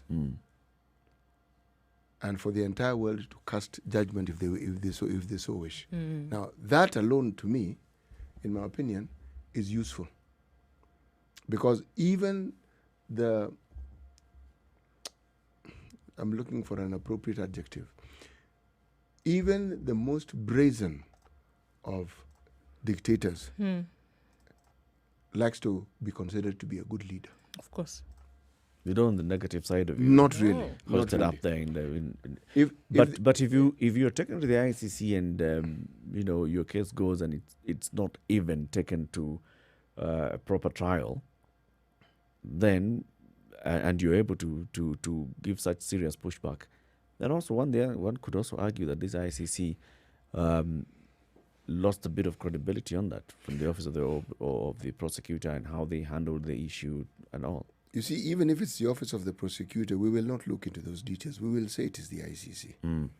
Because the question that will be asked is there no mechanism to ensure that if the individual, not even the office, if the individual who's holding that office is clearly seen to be performing below par, what then do you do? Because he's human. Yeah. If he's pursuing a personal agenda, Yes. using his office, Yes. how do you call him out? Yes. If as it is argued that there were witnesses who are tampered with, what makes you think the prosecutor cannot be tampered with? Which was the sentiment that came out quite clearly from some quarters. Yes. Yeah. These are all human beings, and a case of this nature, and given what was at stake. Yep. Lest we forget, there are people who suffered, there are people who died, there are people who lost their kin, who lost their property in the 2007-2008 post-election violence. That we cannot wish away and that we cannot take away.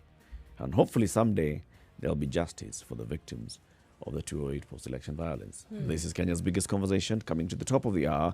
In the next hour, we look at what the Ministry of Health is now telling us. Watch out, look out. Coronavirus is still here with us, and maybe we need to take something seriously. Good morning. It's now 8 o'clock.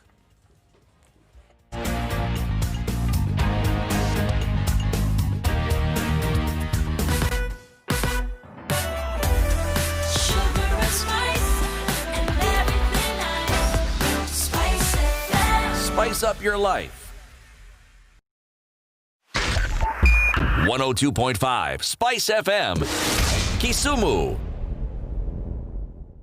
Okay, still traffic continues on Mombasa Road today. It's backed up still to right around the SGR and then heading out. Still bumper to bumper situation on Mombasa Road today. Thika Road also. People been there for some time. What is causing this particular traffic? We don't know, but it's quite high on Thika Road this morning. Trying to get out towards the underpass is very, very slow, but it's moving, so it's a good thing. At least people are not at a standstill. Survey towards Mathaiga is absolutely slow on the highway, and that's from about 10 minutes ago. And then moving forward, we're looking at traffic on Mombasa Road persisting until December this year. And this is because at some point, Mombasa Road on both sides will be single lane. And Kenha has warned of this disruption, and you know that this is going to happen between now and December. It's likely to be more and more as we go along. So you need to prepare for this as we see it. Okay, Jogo Road, getting towards the City Stadium roundabout, not looking too bad, moving very slowly, trying to get into the CBD at some points, and then faster in others, so it's not a terrible situation. Let us know what it looks like in your neck of the woods, if you might be stuck somewhere. Remember, the Eastern and Southern Bypass is up and ready. They're able to get to town or out of town quicker, even though it's longer. Spice FM KE on Twitter or 40127. Text us.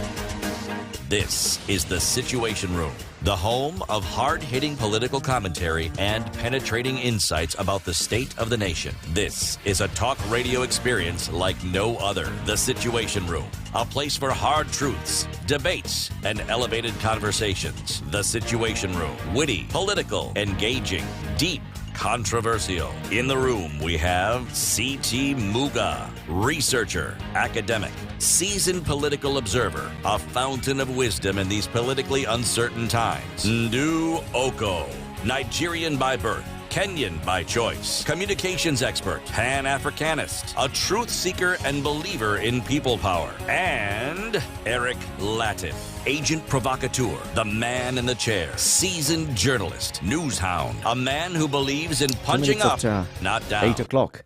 This is Kenya's biggest conversation, the Situation Room, on this beautiful Thursday morning, the 15th day of October 2020. Broadcasting on KTN Home as well for the next 1 hour, and we'd like to thank everybody who's watching us on KTN Home this morning and everybody else who's watching us on Spice FM KE, on Facebook, on YouTube, on Twitter, or on our website, www.spicefm.co.ke. Now, coronavirus numbers in the country, COVID-19. Every new day, without fail, the Ministry of Health gives an update of the samples tested and the results, those that have come out positive, those that tested negative, and even going to give us the number of fatalities, the latest number of fatalities as they have them. Recently, the Ministry of Health has also been issuing this warning and saying, look, we are seeing somehow of an increase in the number of cases. Now, some people have gone ahead and said it's a second wave, it could be a risk of a second wave and all that. Now, the definition and all of a second wave is something that's still up in the air, and the clarity of which is not yet given.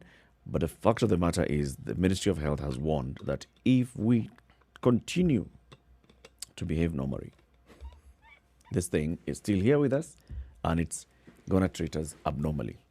Now, take that and, using CT's word, juxtapose it with the behavior of the citizens in the country.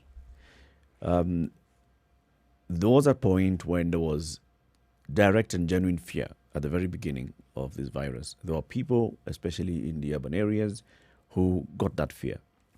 There are people in other parts of the country who felt, yeah, there's fear, yes, but it's far removed. It's in Nairobi. It is not here. Because even at that point, we were still hearing people like the lady that was interviewed by KTN, and she said, she's in Mombasa. She said, look, when that thing comes close, tell me. Right now, it's in Nairobi. I'm not bothering about that. I'm bothering about my local ailments and diseases and how to get my water and all. Others were saying, and we even spoke to the CEC for Makueni, and he was saying, talking to women in Makueni, and they're saying, you people just wanted money. You got the money. So can you just leave us alone? So at that point, there was that whole mix. But those that had fear were completely, fearful and thinking, we don't know what's going to happen in COVID-19. With time, the number of people who got the message increased. But like the ministry is saying, the behavior of the citizens appears to have, what shall I say, slackened in terms of being careful and being watchful for COVID-19. When you're required to wear a mask in public, people have masks, yes, but are they wearing them how they should wear them? No. When you're required not to board a crowded public service vehicle, people are not observing that. When you're required to at least even wear a mask when you're on a border, people are not observing that. How often are you seeing people now with hand washing stations at their premises, at the markets, outside their shops? How often are you seeing people with hand sanitizers as you enter shops? Sometimes you find a guy has a hand sanitizer, he does the temperature thing and tells you, lets you pass. So it appears like the people are behaving as if Corona imeisha. And that's the vibe around the country. Corona imeisha. We have opened the economy. We are good. Are we good, City? We are horrible. When I say horrible, I mean I'm contradicting that good statement. There's nothing good about this. Look, our testing is hovering around 500,000. Okay? against a population of 47, 48 million, 49 million, 50 million. Yeah. Okay. Now, what is certain is that if you test adequately, you will have a clear picture of what the situation with regards to COVID infection is in the country. Our testing is inadequate. That stories of kids that were arriving from some place, week by week, they were still coming. Then the story died. Then more news of some sort of testing taking place. One, there's so much uncertainty just around testing alone. Then there was a story, and I'm calling it a story because that's what it was, about adequate PPEs being provided within health facilities. You don't hear of that story anymore. Neither do you hear of the story that there was adequate provision of PPEs for health facilities. Neither do you hear of adequate provision of PPEs for health workers. So when you look at the situation that we have and you think of one detail of schools now being reopened, being introduced into the discussion, then you introduce into the discussion the possibility of children getting infected in large numbers, and in so doing, also infecting those they live with, their parents and other siblings or other relatives with whom they share the same space in the homes that they live in. Right. Now, so, if you look at other countries that have opened up the economy and who at some point had opened it simply because they felt that their COVID situation was under control, it's been with the disastrous consequences, and they're having to shut down again. Right. There is no place on the planet where they've opened up the economy and haven't had to close it in one way or the other. None whatsoever. So what makes us think that we are different? That's the question. What There does... is a place, City. Tanzania. Okay. No. Eric's point is valid insofar as you're assuming that Tanzania actually followed the trend that other countries in the world were following. They did not. They didn't shut down, though. Not really. They did. No. Not in the way in the way in which other countries did. Tanzania closed down schools. Tanzania reduced the number of people in public service vehicles. Tanzania closed what do you call social and cultural establishments.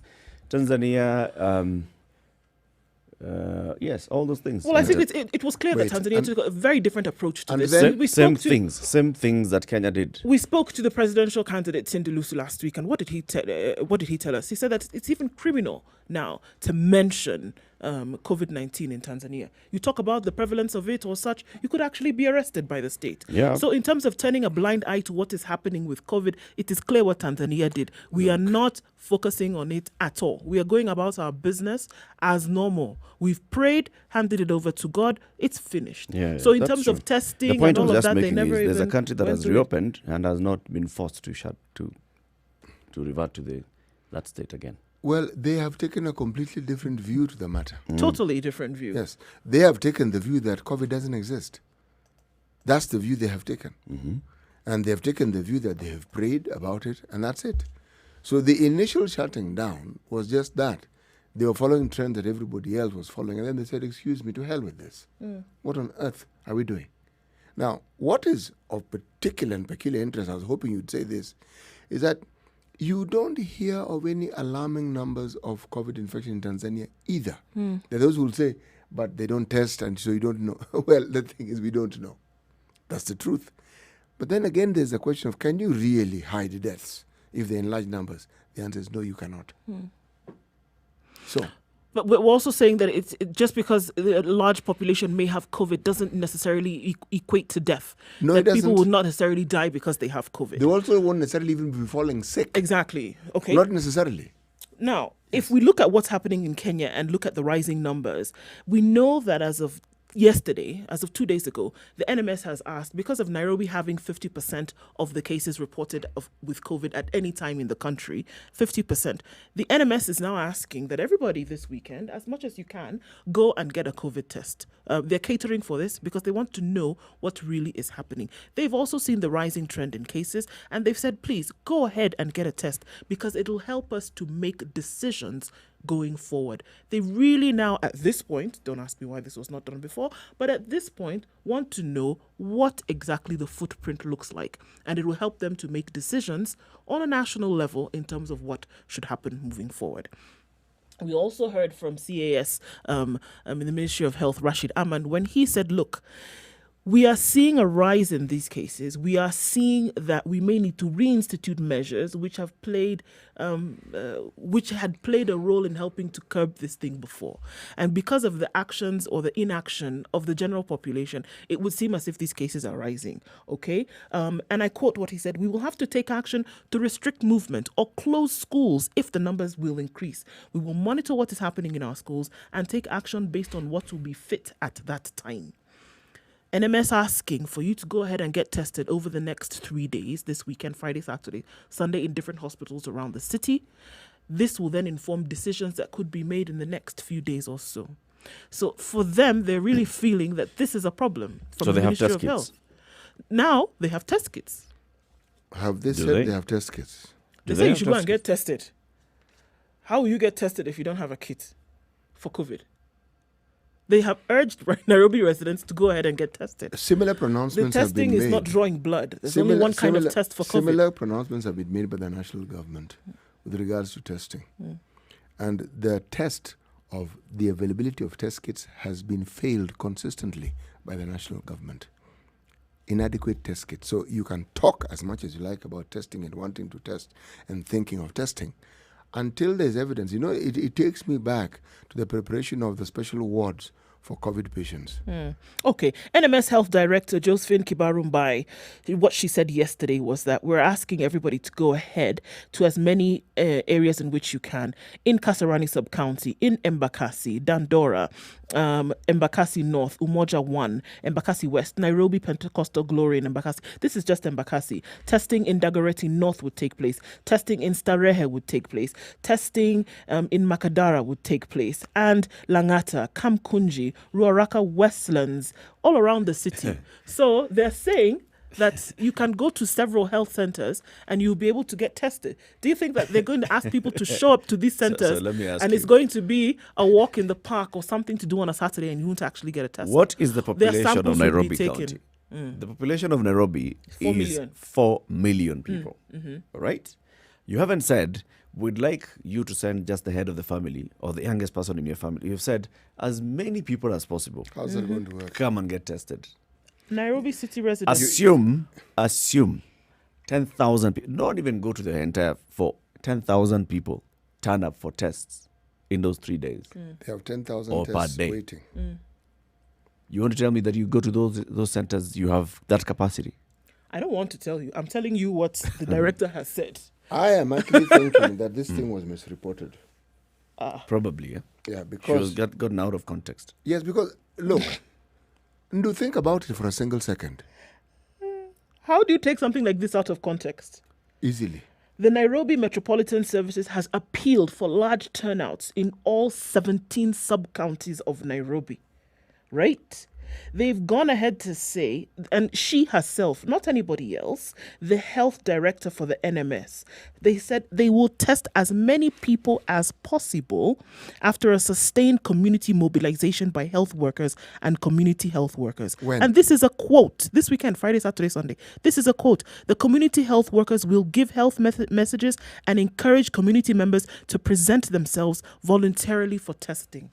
Did she pick this one out of the clouds? No, I would actually like that particular director or people who are in authority in that department within the county to actually verify this. So you think this could be a story? And So if until- people show up for testing this weekend, if people show up in these 17 sub-counties and these health centers which have been identified for this testing to take place, they're going to be met with air? No, I would like confirmation, actual confirmation by individuals who actually work. What's the name of the Chief Officer for Health in Nairobi? Oluga. Dr. Uma Oluga. Yes. John, let's try and get Dr. Uma Oluga if we can and see if he's able to just give us clarity This one on requires this particular explanation issue, and right? clarity. Yes. Going back, let's assume that even happens. the Ministry of Health is saying, look, we are seeing the number of cases rising. We are seeing positivity rate has now gone back to 5%. What was it at the time the president was making the last announcement? 4.7%. Having come down from 12 to 9 to 7 to 4.7. Now we're back to 5 and it's fluctuating. Now This it's is 12, based on the actually. Now it's 12. Now it's back to 12. There you go. Yeah. This is just on the number of samples available. Do you think that all this talk by the government is creating confidence among the people, or even making people feel, yeah, this is happening? So let's observe the measures. No. All right. The Ministry of doing Health. opposites. The Ministry of Health keeps doing what it does on a daily basis. What I'd like to know, that special think tank that the president has, the Brain Trust. Yep. What do they think? You see, a similar problem has arisen in the UK, where it is being reported that the experts, the scientists, advised Boris Johnson on one thing. Boris Johnson proceeded to do something quite different. Okay? And now, as far as many of them are concerned, they have problems looming just around the corner. And the same action that has been taken in France is something that they had suggested. They said, look, given what we have, you need to take stringent measures. Let's not be iffy about this. Okay? Yep. Let's lock down the situation. Now, we are in a situation where we're saying, let's open up against a background of no evidence of sufficient tests having been done, no clear understanding of whether the backlog of samples that had been taken having been processed. There is so much that is unclear. Now, unless we hear from experts, let the politicians do what they do.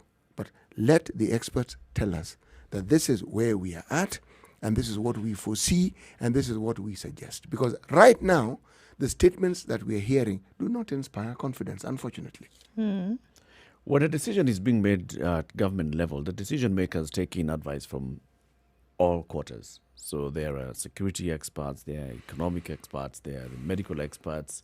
And at one point or the other, just like even that first time when the president said, I was thinking that we reopen, but the medical advice was, let's not reopen yet. It appears that the second time, the medical advice was sort of not as loud as before, and therefore the other side to carry the day.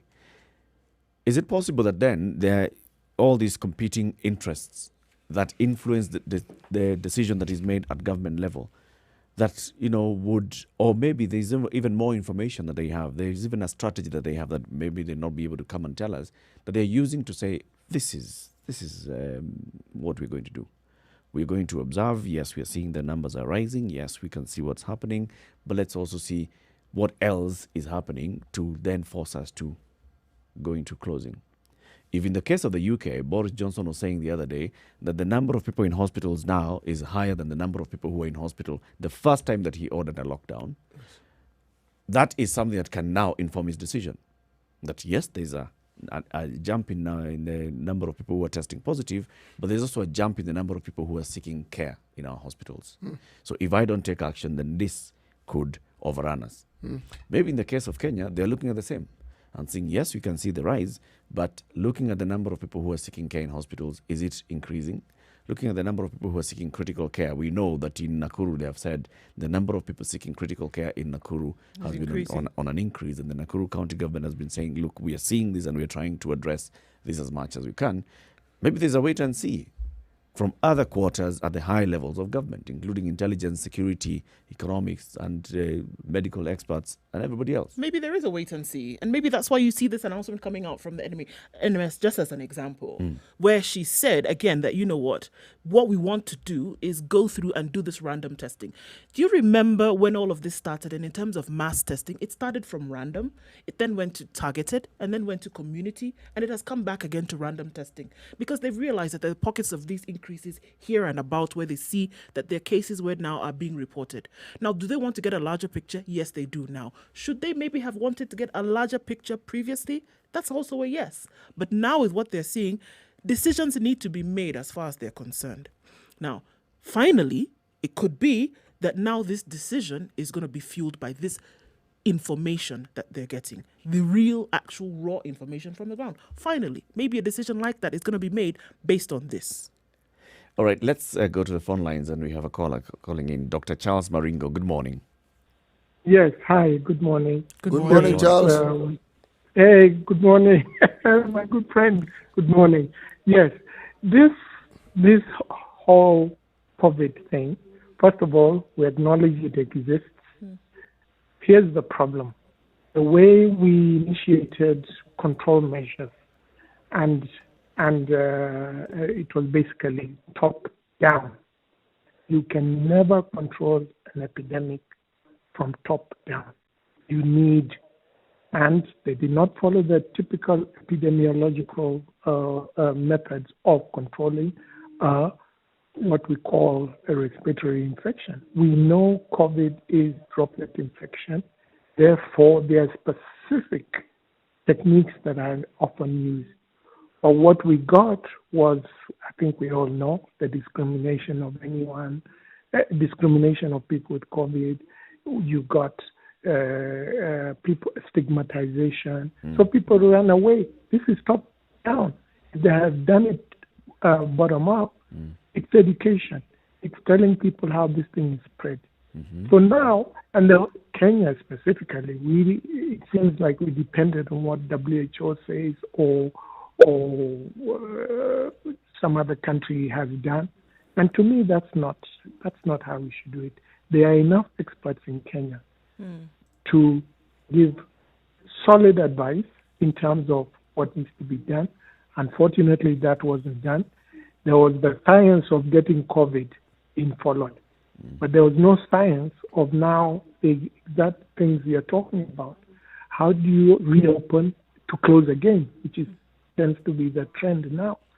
So as far as I'm concerned, we're still probably in the dark. This designed to screen people in Nairobi. Yeah. A couple of months ago, we were told that there was something done in Nairobi where they found 2 million Nairobians with the antibodies. Antibodies in your body means you've been exposed to that virus. The details of it haven't been given out. And the way they do it is, again, very specific. You don't just go out there and ask people and plead with people to come for testing. You're supposed to know exactly how many people you want, randomly select them, and then do that. Then you can get what we, a baseline survey. We've never done it. We've been doing Kawangware, Kisumu, Mombasa. Old Town. What you're calling, you use the word there. But again, that's not going to help because we know it's here. The problem is, what is the intensity of it?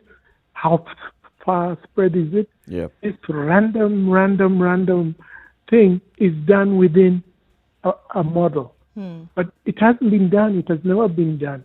So we'll continue probing in the dark or shooting in the dark until someone properly, professionally, and epidemiologically designs a testing thing that covers nationally. And that's some few ideas. Is that a difficult thing to do, Dr. Is that a difficult thing to do, this mapping that you're talking about? If it's in epidemiological study, is it possible to do without too much of a headache? Absolutely. What's happened? Are you there, Dr. Yeah, it is very simple. It's been done for years. This is not the first epidemic or pandemic we're seeing. They are design methods where you can actually determine the number of people by region, by count, not asking people to come in because that's a biased sample. Only those with health-seeking behavior that, drives them to stay healthy will appear. True. The others, right from the word go, we've stigmatized this disease. We have created a situation where people are afraid. People will not go for the tests. No, they won't come because they know what happened last time. We were chasing people over walls and to arrest them. And they haven't forgotten that. That's because it was it was done top down.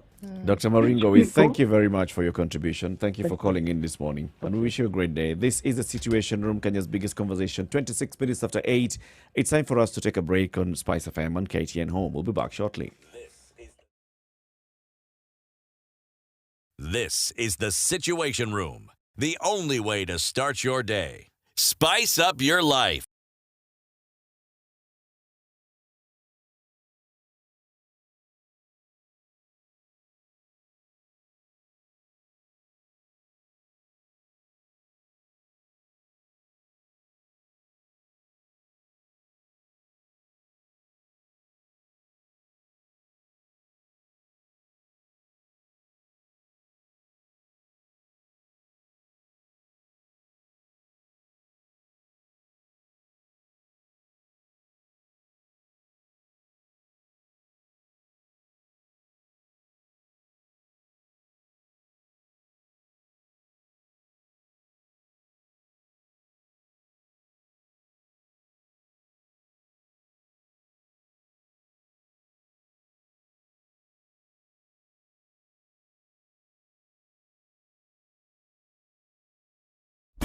Classic soul, R&B, smooth jazz, neo soul, and nostalgic ballads. Make some noise. Yeah! You're listening to Spice FM.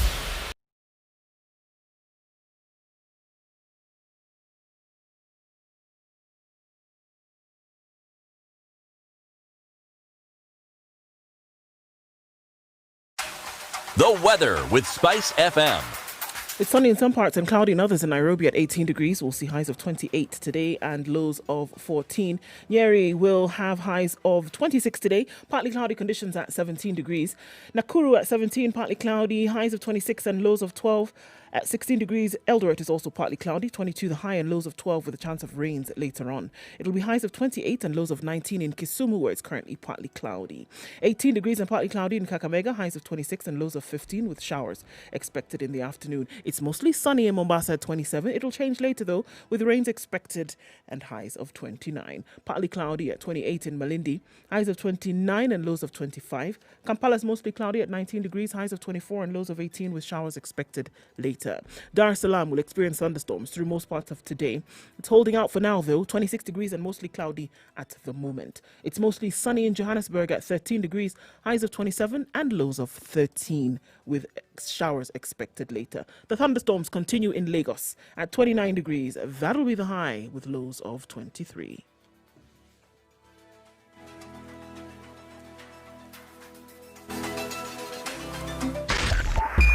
Spice FM. Nyeri. Okay, still some crazy traffic on Mombasa Road. Yes, there is. Leading you all the way from the SGR. Still moving very slowly. Bumper to bumper situation and inches of movement all the way to the JKI turnoff. The Utali drift today on Thika Road is a nightmare. It's moving very slowly and in some cases not at all. So guys, if you're heading in that direction from further ahead, you need to know that that's what's ahead of you. You need some patience to get through this one today. Jogger Road is looking a little bit better. Cars are moving. Traffic is moving, headed into industrial area or then into the CBD at the City Stadium roundabout. So that shouldn't be too terrible moving on out. Coming off Langata Road and Gong Road as you approach Bagathi Way, you should be all right. And then going towards Valley Road into the CBD, again, you should be fine. Uhuru Highway is still bumper to bumper, but it'll open up as you get along. Don't forget, you get stuck, let us know, Spice FM KE on Twitter, or text us on 40127.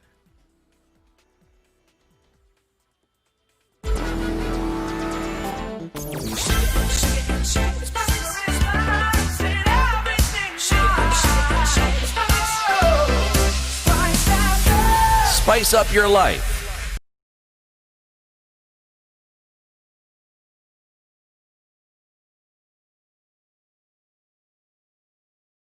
Mature, intelligent talk every morning. Spice up yourself.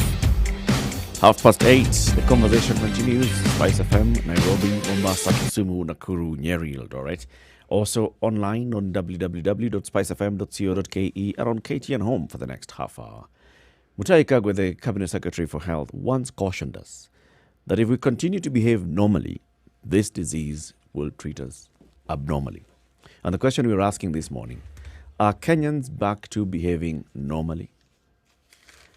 Is there a widespread assumption that now with the loosening of measures, people just heard that first part of the president's speech, they did not hear the other part where he was cautioning that, there's still the lurking danger of the spread of COVID-19. And if we do not take care, we are going to have a spike in reinfections and we could go back. Is that what is happening? Is the government also leading that by example, by behaving normally, as if COVID-19 is not there? What do you get the vibe from the government? Are you getting the vibe from a government that is really cautiously observing this and saying we are monitoring, we are taking all measures, all possible measures, precautionary measures, as we allow the citizens to get back into their daily grind? We are doing what else we can do to protect them. Do you get that vibe from the government? That they're leading by example? No. This one you talk about everybody acting as though it's COVID is a thing of the past, or now talking about it historically. It's an attitude that is being perpetuated by everybody. The very few people who are still keeping up with the measures that have been put in place to make sure that we don't have this problem. Unfortunately, that's the case. The people are making jokes about it, but they really actually do believe that COVID is gone. It's not there anymore. But it is. And it's a very dangerous attitude to have, unfortunately. If you want to look at government proceedings or government business, yes, everybody within the house is wearing masks and things. But then after the house, out of the house, it's like business as usual. The same thing. If you look at if you go to certain parts of the Nairobi, for example, there's certain areas where people are not wearing masks. They don't even, not resonating with this at all. Not certain areas, many areas. Nobody's resonating with it at all. There are some areas where people from the very beginning never even wore masks, for example. Never bothered with this hygiene or talking about washing your hands and using sanitizer. Nobody did. So then now it's not an attitude that anybody's going to pick up. And those who started have left it behind, thinking that, all right, the day that we started to see below 100 cases and even further below that, everybody said, okay, we're out of the woods now and we are fine. And now, even worse, when things opened up, people now took it as license to operate the way in which we want. No, but caution to the wind was thrown in bucket loads. And everybody said, okay, we are fine. Very dangerous. You see, the matter of COVID cannot be looked at in isolation. If you're asking the question about what the government is doing, it's what the government is doing in relation to other issues the government has to deal with. One, KRA, much as they try, there's a limit to how much money KRA is able to collect. Yeah. Much as they try, there's a limit to how much the government can allocate to the counties, the government can allocate to the Ministry of Health, the government can allocate to the Ministry of Education. There are these genuine limitations. Now, we've discussed this on many occasions and talked about priorities, but this isn't the time to discuss that. What I'm looking at is this. Given the resources that we have, realistically, I would ask the question, are we utilizing these resources in the best manner possible? That is what I would ask. Like what resources? For instance, we know that in preparation or in anticipation of a problem with COVID, as in the spiking of numbers who needed, or people who needed specialized care, the government did set aside 5 billion shillings, and the government did distribute this among the counties to ensure that the counties were at least set up to be ready in case there was a spike. That is government effort. Where government effort keeps hitting a rock is when it comes to the testing kits. We hear of promises, we hear of anticipation. The anticipation and the promises never come to an end. They just continue. Okay, that's one. Now, if you're asking about the government keeping us informed about what's happening, I think the government is juggling. It's juggling. Amidst all the things that it has to do, and among the things it has to do is to report accurately and to give their people hope, they're juggling. And they're trying to figure out the best way of putting this across with the reality that they themselves know. Yeah. Yes. That, in my opinion, is what the reality is as far as the government is concerned. Do you think the other reality, because it's a reality of how COVID is behaving in Africa, is also informing government decision? in how it's behaving, how it's conducting the affairs, how it's managing our response towards COVID-19. Because the fact of the matter is, yes, there is a way in which, so far, we don't know about the future, but so far, how COVID has behaved in the continent. And having a very strong and powerful intelligence community, they're able to even monitor just across the border. So yes, Tanzania has declared and they have decided it's even criminal for you to talk about COVID-19, but we have a system that can monitor and see what exactly is happening in that country. Yes, we do. Then that also is adding to the information that comes into the government that, okay, so let's continue observing. So we'll activate our intelligence and see what is happening. There are people who are going into hospital, then we shall inform. But at this point, what we see versus what we see in Tanzania versus what we see in Uganda, in South Sudan, we're good. Maybe it's actually a security and intelligence arm that is informing the government and saying, if we create so much more fear and then going back into the issue of stigmatization for COVID, we are going to take a bigger tank in our economy. So encourage people, let them continue their economic activity, but let's observe and see. Maybe there's that. Maybe there's that. Indeed, maybe there's that. But look, we have accused this government of never actually being prepared to do what they should do. Mm-hmm. Rather, they are quick to look for help from others. This is one situation where that help isn't forthcoming in the way they would anticipate it. So, indeed, what the government can do is limited. It's the truth. It doesn't really matter. They can keep trying and trying, but the truth is it's limited. So that's why I go back to the question I raised. With what we have, are we putting it to the best possible use? Now, therein you may have a debate. Is our focus right now, is it the best focus we can have given all the issues that the government may be juggling right now? Probably. In a way, by the way, I would maybe say, okay, let the focus continue being that. We have the Ministry of Health which is doing its job. And the job that it's doing is, with the limited resources that they have, for whatever reason, they are still continuing to test, they're still continuing to collect data, and they are announcing. That means that they are keeping track of what's happening. While at the same time, the hospitals are getting equipped. While at the same time, you let people take this personal responsibility. If the personal responsibility of the people is, let's just continue and live our lives. On the other hand, what is informing people's personal behavior? People's personal behavior is informed by the fact that, the same way we've said before, if you do not see the effect near you, then you continue to live. You consider that it actually doesn't, you'll take the view that it doesn't exist. Yes. Or you'll behave as though it doesn't exist. You behave as though it doesn't exist because you're not seeing the impact of that around you. When somebody then, when it comes close, those people would change their behavior for a while and then go back. But also that view is not in isolation. Huh? Because even at the personal level, it is staying healthy, which has a cost to it, and juggling with it everything else that you have to do. Yep. You see, that's where this decision-making process gets tricky. And health, unfortunately, unless someone feels that they are at death's door, They're not going to go and take will care not of it. take a priority. Nope. No, it will not. They'll postpone that care-seeking or attention as much as they possibly can until they feel I might actually leave this particular planet and go to another existence. Before then, they will not.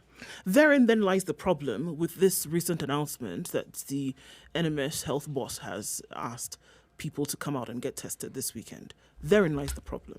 Because, I mean, it's already, we from the very beginning, we've been saying, clearly there are more in terms of a positive population when it comes to COVID than has been found or reported via testing. There is more, even as we speak now. Yes. For sure. There are very many more people who would have COVID than have been recorded or reported, without saying. Now, all of these things that you have mentioned, plus the stigma of the stigma attached to it, and the very fact that people still do not want a depressed situation whereby they cannot go out to get their daily bread and butter will stop them from going for these tests this weekend. Because if she's very clearly said that we're using this information then to make certain decisions, we hear from the Ministry of Health that possibility of us to reintroduce restrictions or to even close establishments that have been opened since, to go back into a closed state of things is very high if the cases continue to rise. And then in the same breath, you're asking people to come out this weekend and come and get tested. Do you really think that's going to happen? It might.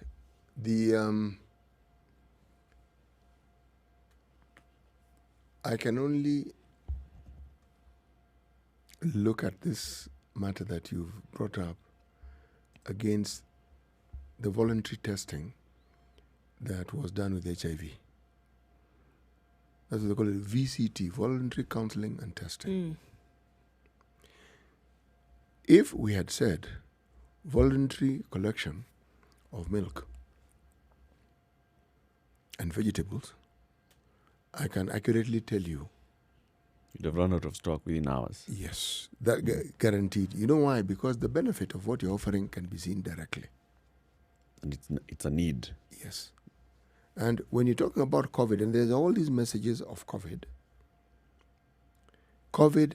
will not constitute an emergency unless your health is in danger. And this one, where you're saying a large number of people will be COVID positive. Yes, but they will not exhibit any alarming symptoms. Yeah. So, there's what you say and there's what is understood. This is always the case here. What do you think when you say that we'll likely be heard and understood? So, I may have COVID, but I don't feel sick. So, why should I get tested? I think I would urge those who are listening to go and get tested. For the simple reason that the status that you have will not change whether you're tested or not. The testing won't change anything except inform you. And if it informs you, then you will now know what you ought to do after that. The caution, the precaution you need to take. What you need to consider. And if you're concerned about perhaps being positive, you will likely know that you either are or you're not. Or you're not. The thing is, you will be informed. You will know. You will be informed. That information, that yes, is useful in making a decision. Daniel calling in from Kisumu. Let's hear from him. Good morning, Daniel. Yes, good morning, the team. How are you? We're fine, thank you. Yeah, it's a bright morning. Let me have my contribution on this. You see, before COVID time, there were three different types of fear. There was this fear of unknown, the fear of reprisal, and the fear of the law. And there was also this vague understanding of the disease, and there was a strict community surveillance, and there was also that suspicion between the community. And this also contributed a lot to the disease surveillance. For example, in our village, when somebody came from Nairobi, it's only the villagers who could report. But life after is very different because this new normal has brought another attitude of thinking that this disease is not infectious, is not what. So there is quite a contrast between life before and life after COVID. Yeah, so it's upon the government also to come up with other measures that can curtail the spread. Thank you, Daniel. Mohammed in Mwakijembe, good morning. Hongwana, assalamu alaikum. Alaikum salam, Mohammed. Today I will try to do some revision of what I just spoke the other day regarding COVID-19 or Corona. Currently, the world over, the effort and the passion of coming up with a vaccine is very, very active. The purpose of the vaccine is to put up immunity in your system or to create immunity in your system to fight back that particular virus, bacteria, whatever organism which causes that particular disease. Now, vaccines are simply made out of, for example, if it is a virus, the virus is either attenuated or killed or live, depending on the severity of the disease, so that when it's introduced in your body, it alerts the immune system to fight back that particular virus. And viral infection in most cases are not curable. But we can only tackle it by having vaccination. And vaccination is to awaken the immune system to fight back. So primarily, we should consider on how to boost our immune system. Secondarily is to just follow the instruction to keep distance and mask and sanitization and what have you. But in the primary issue of tackling this case is to boost our immune system. We are lucky in Africa, they thought that we'll be dying like cockroaches here, but we have plenty of sun. Sun is giving you vitamin D, which plays a big role in boosting your immune system. The poor people can't afford mapochopocho, lavish style of food and all that, junk food. Lakini the poor mwananchi, common mwananchi kama Muhammad hapa, tunakula mchunga, we eat mchicha, sukuma wiki, all these greens, they really help in boosting the immune system. That's why even if you are positive with the corona, still there are no symptoms because your immune system is fighting back. So why shouldn't we, and I challenge any medic, that if we start boosting while waiting for the vaccine, let us boost simple exercise, being exposed to the sun, eating a lot of greens, tafuta juice, ukwaju, machungwa, anything, and boost your immune system. We'll fight it back. This is my contribution today, Wazir.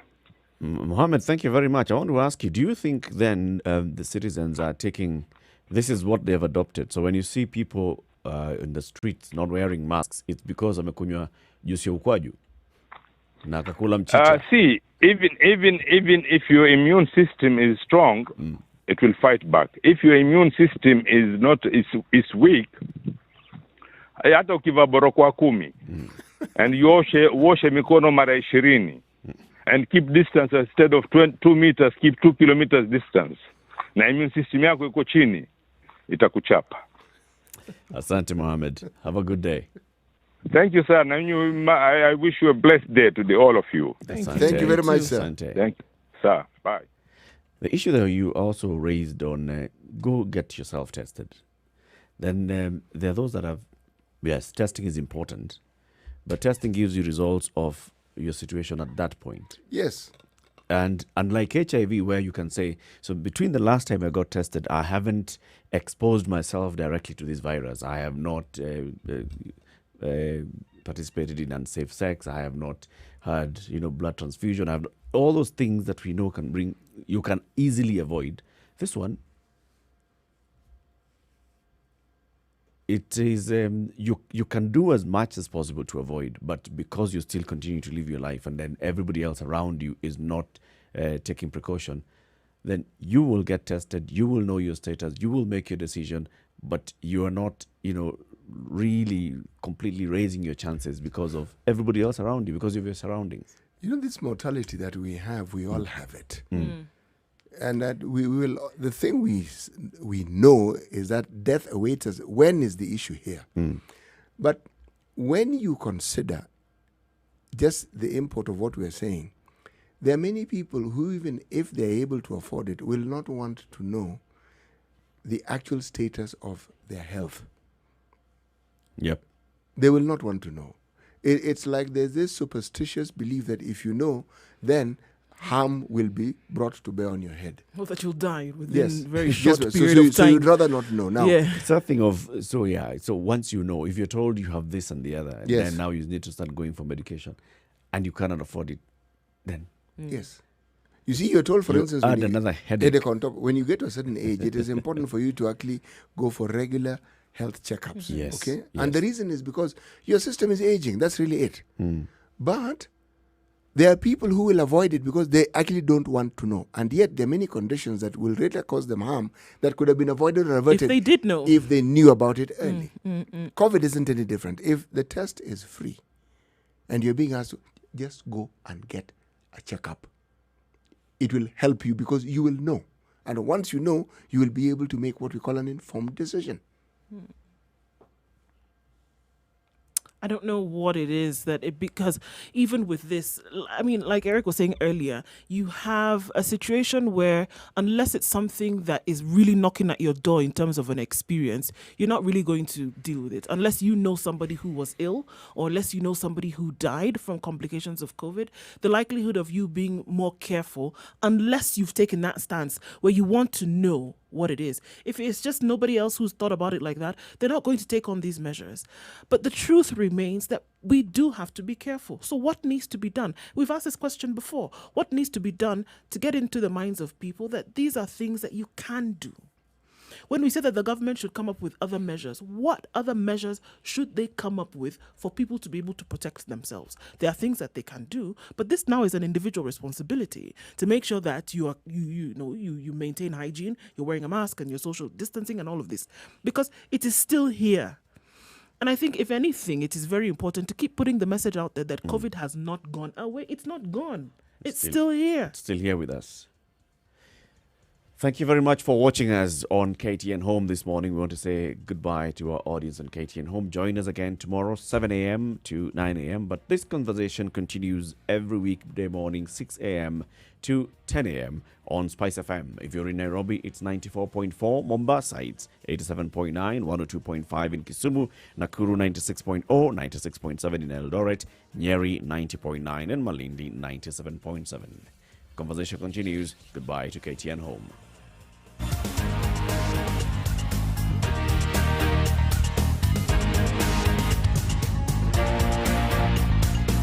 All right, so the Gold Crown lactose-free milk from new KCC that's being on sale across the country. Go to any shop in the country, just ask them for the Gold Crown lactose-free milk. And there are participating supermarkets where there's a promotion going on. If you go to any Naivas across the country, or Carrefour, or Quickmart, or Ketias, or Chandarana supermarket, you buy one UHT or Gold Crown value pack, then you will get 1 liter lactose-free milk for free. That is, if you buy just one UHT or Gold Crown value pack, you get a 1 liter lactose-free milk for free. But if you buy a carton that is 12 packets of lactose-free milk, you will get 2 extra 500 ml packets in any of these supermarkets, Naivas, Carrefour, Quickmart, Ketias, or Chandarana. But the milk is available in any shops anywhere in the country. We had asked you this morning, how do you identify the Gold Crown lactose-free milk? In what color is the packet? We have 2 winners. It comes in orange and brown pack. This is the international color for lactose-free products. Anywhere in the world you go, lactose-free products will be in orange or brown packs. So, the person who gets this, we have 2 people, and one of them is, I don't know what name this is, but let's just go with your Twitter handle, at my_soap_bubble. So, let's say my soap bubble. The packet of milk has an orange, that is a tangerine hue of orange, a background with a splash of milk in white. And that is true. This particular Gold Crown lactose-free milk has those. She says, been lactose intolerant for over 10 years. I mean, and also my soap bubble, I don't know your gender, says, been lactose intolerant for over 10 years. My niece for 2. This gift hamper will be her gift from Spice FM. She deserves it more than I do. Yes. And for that reason, we want to give your niece, not you, my soap bubble. We just want to give your niece this particular one. Congratulations. The other one who wins it this morning is Asaya Mbura, who says, here I'm taking my fresh, and they even posted a photo, taking my Gold Crown lactose-free milk, the packet that is 250 ml, and 1 liter top part is white with golden writings, and the bottom is brown with white writings plus a pink line passing through. Very descriptive, right? The sachet packet of 500 ml is brown at the top and white at the bottom with a pink line passing through. This person has actually bought that.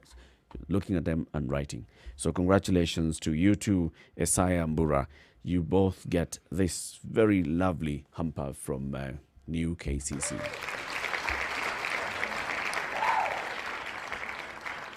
Go to any shop countrywide and you can buy the new Gold Crown lactose-free milk from New KCC. Okay. What do you want to tell people about behaving normally and abnormally as we conclude this conversation? Well, Angosha Gilbert says the government is overwhelmed in managing the virus. It's like the government is not sure of its strategies to curb the virus. You see the government open schools and the same government is under tension that the curve is surging. Now they are in a quandary and at the same time they are jeopardizing the lives of the young ones due to the artificial measures. Arthur Anderson, never felt like crying. I abhor the level of ignorance I see out here. If I had the means, I'd lock myself up where none of these guys would reach me. COVID-19 will teach us a bad lesson, I believe. Our culture as a country on dealing with issues is not good.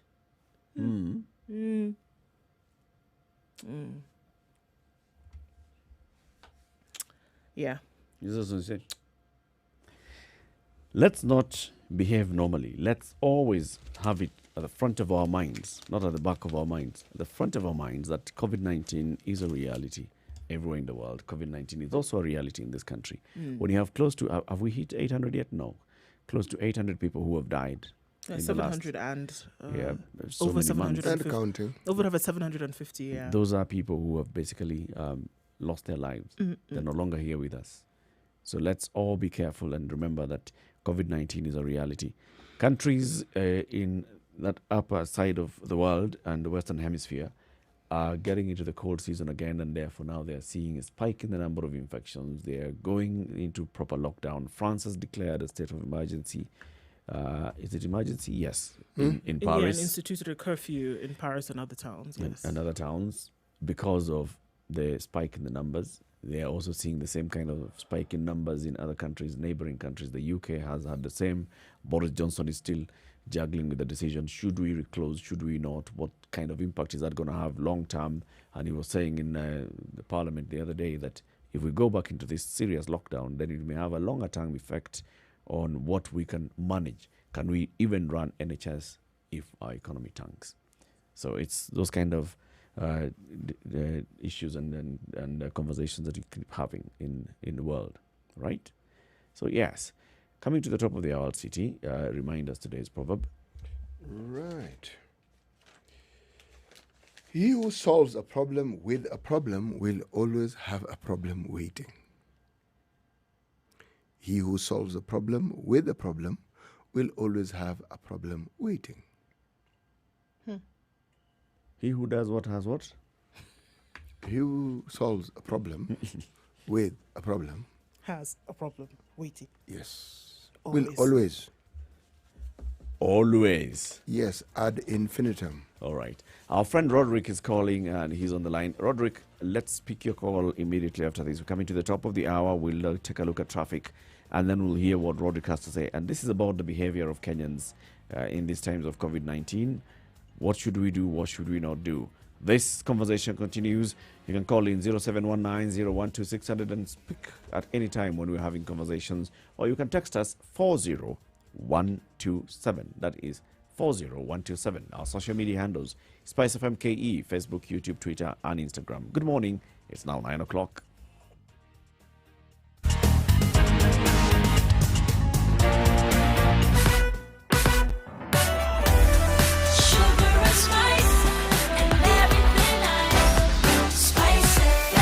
Spice up your life.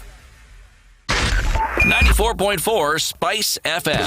Okay, Nairobi. looking a bit better on Thika Road this morning. Trying to get into the CBD. Not too bad, guys. Seems that traffic that was seen is now at least opening up a little bit. Not yet out of the woods. Definitely not out of the woods on Mombasa Road. Still bumper-to-bumper traffic from the SGR towards the JKI turnoff. We expect to see this open up in about half an hour or so we'll keep an eye on that. Other parts still seem to have dealt with the traffic situation, gotten where they're going, so you shouldn't be stuck unless, of course, something does happen. Then in which case you shall let us know on 40127. That's via text, or you shall tweet us on Spice FM KE.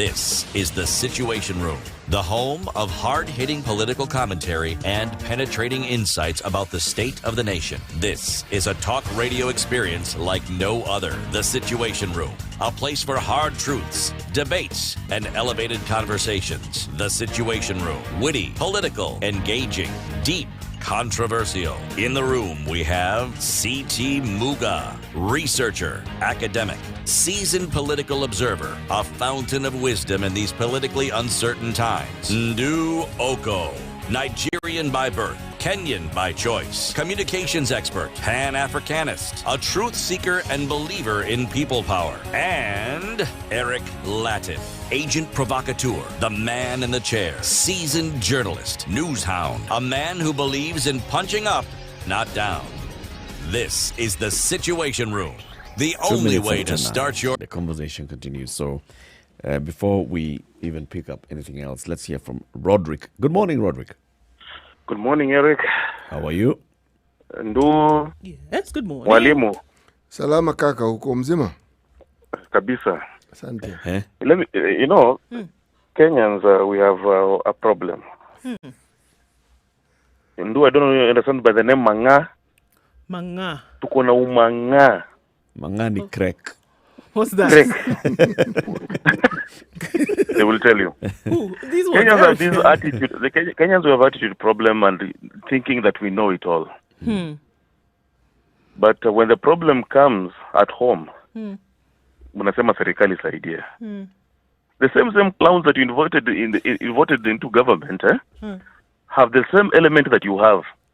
Ya umanga. People are campaigning all over. You're just in crowds all over. Some of them had COVID the other day at current hospitals, are in the middle of the crowds. But let me tell you one thing. When we realize that Kenya is an entry point for East Africa, is a gateway to East Africa, and you know the flu season and the COVID is colliding at the same point, some of these guys will be running here because of the heat and all that. But later you ugonjwa. But now, we are just all over. We have given up. Mambo ni mambo na tumbo. But when this thing hits you, you will never again take it for granted. We are joking. I know two fellows who are close that have had this thing, and it's not funny. Some are still struggling to breathe till now. Wow. Yeah, so watu wakae chonjo. Asante, Roderick. Na ni ukweli kabisa. Ni ukweli. Now, before you go, Roderick, there's the headline in most of the papers today is about a second handshake. And this is a handshake between the president and his deputy. There's pressure piling. It's being said that the diplomatic community is trying to reach out to this and trying to make them come to terms with one another. What do you make of this? I don't think it will help anything because the political situation or let's say the relation between the two guys, it's irreversible. This ship sailed long time ago. Irreconcilable differences. It's irreconcilable difference. It's irreconcilable. It cannot. We have just crossed that bridge already. Yeah, now watu wajipange. Okay. Because both sides are pushing. If you see the DP's guys are pushing, Uhuru side guys are pushing. There's Baba somewhere and his team they are pushing. Yep. And if Baba knows that if these guys come together, again he's in trouble. But again, you can see even the situation on the ground, how these guys are talking. Do you think this will sort all those mudslinging and all the insults that have been going on since last year? There's a lot of murkiness that I have to deal with, and it will take time. Yeah. Asante. Yeah. So as we go ahead into looking into other headlines and looking at also school and all, we can start with this one. Is this relationship really at that point that Roderick is saying? In politics? Irreversibly broken. Nothing of that sort in politics. Nothing. Absolutely nothing of that sort. People who wanted to kill themselves the day before, you will find them the following day having a cup of together. So, I mean... The question I would Never ask take it at is, face value. what suits them at that particular point Exactly. in time? Mm-hmm. Yeah. And what are they bargaining with? Because political noise usually is just that. It's bargaining. Mm-hmm. You make enough noise so that you can be called and told, please come and let us have this conversation. In politics, there's come there's never always. It never is. Until this one won't happen ever again. Okay. So not maybe not ever, but at this point in time, what is it that would make these people want to reconcile? At this particular point in time, the Yep. question I'm asking is, what are they reconciling? Where is there really an issue? What was the problem? That is what I would ask. Where is this issue? What is the issue? Yes, what really is the issue? The issue is the way their camps are behaving. It appears that they are not in good terms. You see, when you get to a point where the management committee of a party sits and discusses your deputy and comes out to say, you know what, we are recommending to the National Executive Committee to remove the deputy from his position, it shows you something. Yes, has any action been taken? It's in course. It's political noise. Eric, you know, it's what I'm trying to say is these are signs of that there's something happening. These are so signs. Yes, you're a couple, the person has not moved out of the house, you have not gone to court to file for divorce, but people can clearly see the way this relationship is. If the man or the woman is away from the house for an entire week, comes in at the end of the week and just does a change of clothes and goes, and it's clear, can the children tell that there's a problem in this marriage? Is there a problem in the marriage? You see, they're the optics that the general public is fed, okay? And then there are the real issues. I can't even claim to understand them or know them. But there is no competition. President Uhuru will not be president after 2022, okay? Deputy President Ruto wants to be president in 2020. He has made his intentions clear. So essentially, he has entered into competition with other people who want the same seat. This is political competition. Now, our politics as it is usually consumed with a lot of words. Some of them really incendiary. Some of them just the normal political promises that mean nothing, okay, apart from the fact that they're being uttered. But what has changed in the situation that we have right now is someone who is still the deputy, taking a position that is perceived to be in complete contrast to what his boss has. Therein lies my question. Really? These are both politicians in the same party, have had similar interests until now. So you think they're putting up a show? I'm not taking anything at face value. It's a show when Jubilee says we are not going to have a candidate because of our spirit of cooperation with ODM, and this is the person who passed on in this seat was an ODM member, will allow ODM to field its candidate, and then the deputy goes and openly offers support to an independent candidate. If you and I were in government and we have failed to keep very many promises to the people who elected us, and one of us, I am seeking election because I'm your deputy, what is in my interest? To keep the entire public of Kenya entertained with supposed differences that we have between us, or to actually let them face the harsh reality of what we haven't done? What would you do? Isn't it more interesting to listen to these supposed disagreements that people have and to appear to be distancing yourself completely, and then their utterances that are this and then in a time whereby people are going to be making a decision about where you, the one who is interested in getting to that position, is heavily vested, right? And then they're going to base all of these decisions on your performance previously. You don't want them to see your failures. You don't want them to nitpick at things that you possibly failed at. You don't want them to see that you made a promise and you didn't fulfill. You don't want them to see that here is something that you should have developed and you didn't develop. How about giving, again, people something bright and shiny to look at and hold for some time while the time passes, and before you know it, they were confused and enamored with this whole fight between yourselves, which maybe didn't exist, and they didn't have time to focus on your failures. They didn't have time to focus on those promises that you made which you didn't fulfill. Sure, they may have spoken about it every now and then, but did they really focus on it? No. Did they start putting you to task? Did they demand of you certain things? No, they didn't. Because you fed them this narrative that actually, you know what, mommy and daddy are fighting, so let's focus on that for now and try to repair this relationship. Before you know it, guess what? It's 2022, and you're going to have to vote again. So what is reported now, even from yesterday, the Standard reported that religious leaders are leading the drive to reunite the once dynamic duo.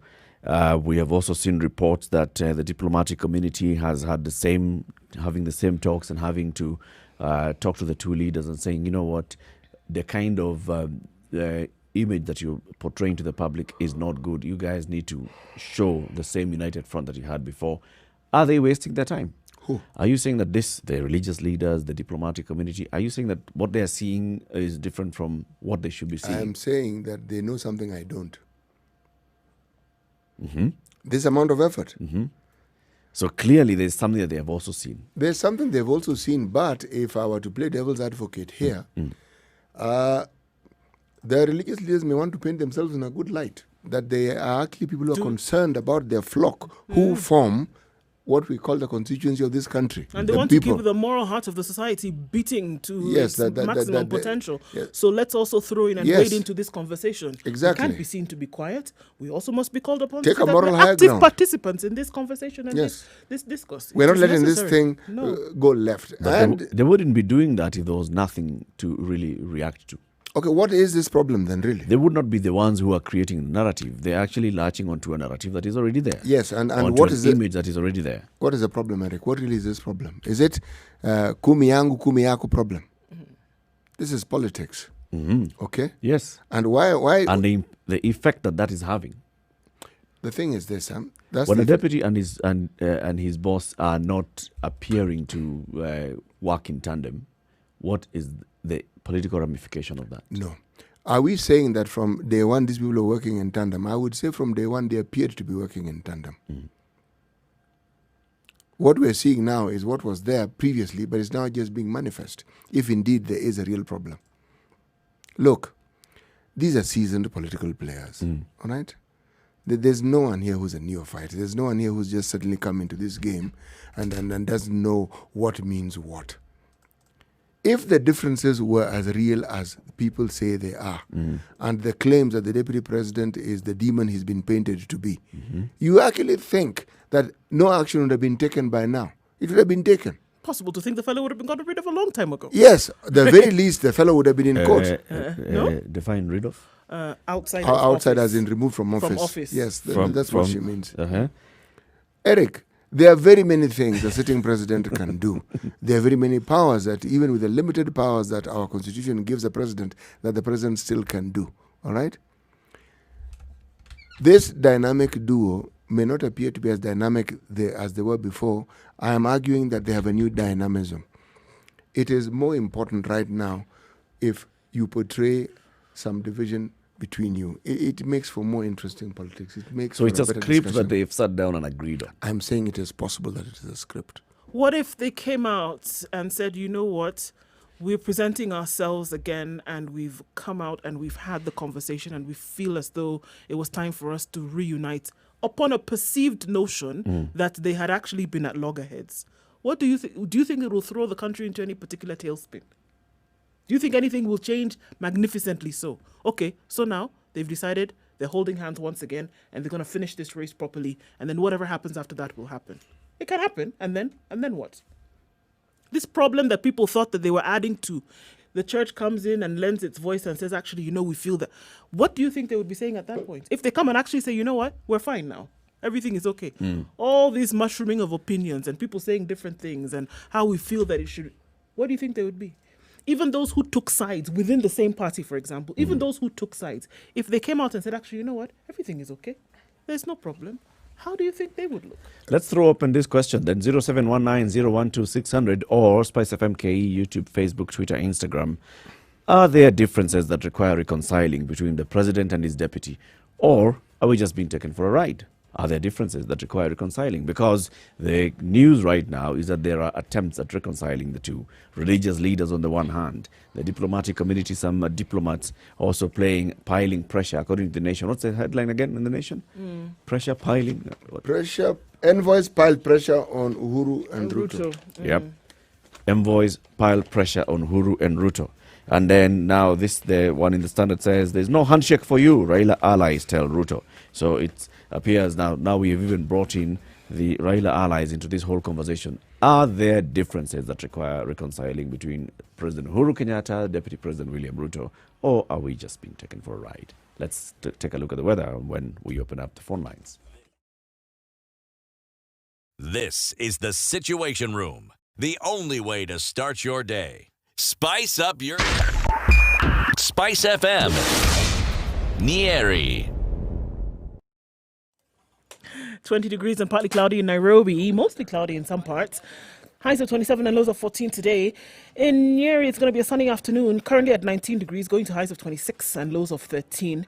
Partly cloudy conditions in Nakuru at 18, highs of 26 and lows of 12. Let's take a look into Eldoret, where it's mostly cloudy at 17, highs of 22 with a chance of rains coming in right around noon. Looks like partly cloudy conditions only in Kisumu today, currently at 23 degrees, going to a high of 28 and down to lows of 18.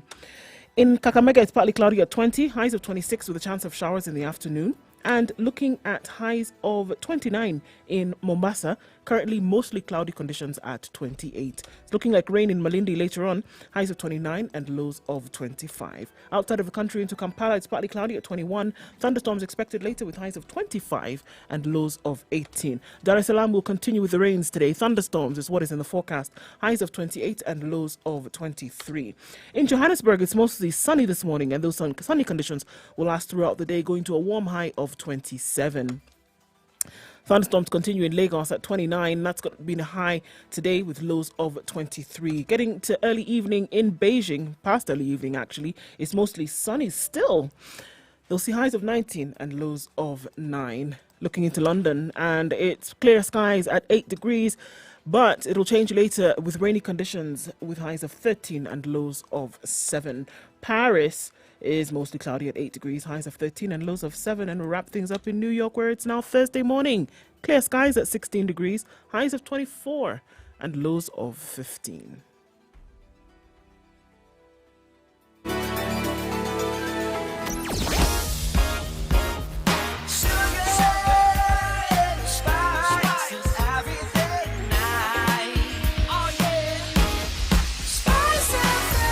Spice up your life. Mature, intelligent talk every morning. Spice up yourself. 18 minutes after 9. The question you're asking is, are there real differences between President Uhuru Kenyatta and his deputy William Ruto that require reconciliation? You're seeing reports of efforts at reconciling them. Religious leaders on the one hand, envoys on the other. People like Roderick say, you know what, this thing is done and dusted. One of the partners has said talaka 4 times, it's done. There's no point of even there are differences, and those differences are what we call irrevertible. Then there are people like Modehu Nyange, who posts a comment and says, a game well choreographed and executed with the blessings of State House. I still believe that Uhuru and Ruto are one and the same thing. They meet in the evening and do a summary of what has been achieved during the day and what should be done the next day. Uhuru is mandated to make sure that by 2022, Ruto will have metamorphosed into a martyr or a victim that will almost be impossible to defeat, courtesy of State House planned propaganda and violence. Sudi, Murathe, Murkomen, Sabina are just tools of trade.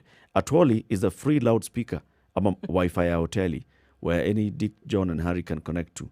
Raila, meanwhile, knows what's going on, but shrewd as he is, he pretends that he knows nothing and plays to the gallery in order to reap as much possible, that is in terms of state trappings and other material benefits. As an ordinary mwananchi, though, be cautious not to be found in the mix. Sacrificing some few ignorant and gullible citizens is no big deal for these men and women. Wow. Well, how's that for another side of perspectives? Right? Perspectives. You know, if you want to look at one example, the case of Governor Obado of Migori, the words we heard regarding him from the ODM party headquarters, anyone listening would have said, this guy's out. Story finished. Again, the word dusted. Now, let me read what we're hearing now. Okay? Let's start with the chairman. It is true we have invited him to the party headquarters tomorrow, which is today, and we will discuss a lot of things, including reconciliation. Let us read what the Secretary General has said. Last weekend, the governor reached out to the party saying it was possible for him to address our concerns regarding service delivery to the people of Migori. We have acceded to his request and want to hear his plans. Now, the top-bottom approach that Dr. Charles Maringo talked about with regards to epidemiology.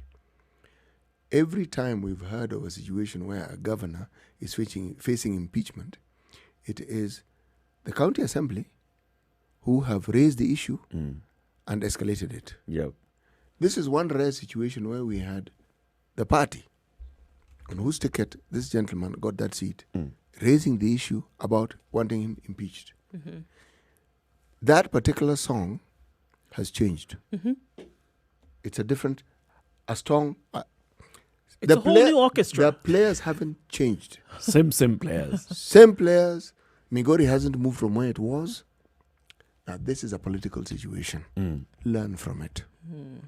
And ask yourself, what really was the problem here? Yeah, well, there are differences really. In the first What place. really was the Or problem are here? the difference is still there, but they are adapting to the reality And why are they adapting?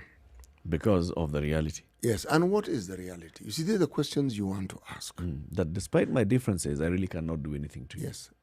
Now, at the national level, you want to ask this particular question. People who've worked well for the last 7 years, seemingly so, suddenly in the last, what? For 5 years worked well, for 4 years worked well, for 2 years then they Then appear suddenly, Yes. suddenly, That was a problem. and there's a big one, and then suddenly you're being told that this handshake that was there between the former Prime Minister and the President is what has caused the problem. Really? Really? Let's hear from Hezekiah, who's calling in from Kisumu. Good morning, Hezekiah. Good morning. How are you? Very Fine, fine, thank thank you. you. Okay, I just want to contribute on the whatever is going on Yep. about the handshake and whatever the disagreement between the differences. president and the deputy. Mm-hmm. Okay, what I know, kulingana na siasa. Siasa ikifika imefika, ikifika mwisho imefika. It's like kulikuwa na handshake, kulikuwa na agreement katikati ya Uhuru na deputy wake. Sasa baadaye ikafika mwisho. Saizi hakuna kitu inaweza tendeka because when handshake between Uhuru and Raila happened, Uhuru alikuwa na interest because what I know, those international community and whatever the religious community were trying to do is something impossible because at the moment nothing can happen. You know, what could have been worrying is between the friction between Raila and Uhuru, not Ruto, because Raila has the impact. Kama kungekuwa na handshake, watu wangapi wangekuwa wamekufa saizi? Hata hao international community wangekuwa worried. Kwa saizi mambo ya the friction between Uhuru and Ruto is very small. But what about kama ingekuwa ni ya Raila na Uhuru? What could have happened? Hii Kenya tungekuwa tunaendelea na kazi kawaida kweli? Na to mix na hii mambo ya COVID-19.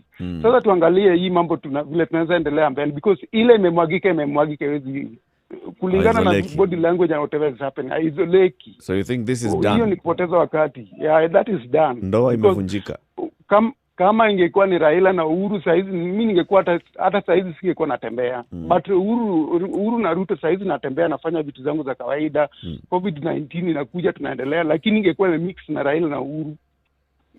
Let's go. That thing is done. Hiyo ni kupoteza wakati. Thank you, Hezekiah. Okay, thank you. 0719-012-600. Are there real differences between the president and his deputy that require reconciliation, or is this just a political script? We'd like to hear what you think. 0719-012-600. 600. SMS 40127. Why are you shaking your head? I don't. What is it? No, because I'm thinking about the people who've been so emotionally vested in this and then took their relevance, and their relevance was found based on this supposed argument between these two gentlemen. Yep. That everything that they did going forward, alliances that were formed because of this, statements that they put out into the public, again, because of this, positions then that were created for themselves before people who were going to vote for them because of this argument. And then just the realization that if they could come out and say, actually, no, we're fine. We're good. We're all right. Here you are. And you've already dictated the position in which your political career will go thereafter. It will be quite a disappointing It moment. has moved don't you you from think? one point to the next. That's what matters to a politician. How far am I now? Fine. Let's work with the next. Patrick in Vihiga, good morning. Yes, good morning. How are you?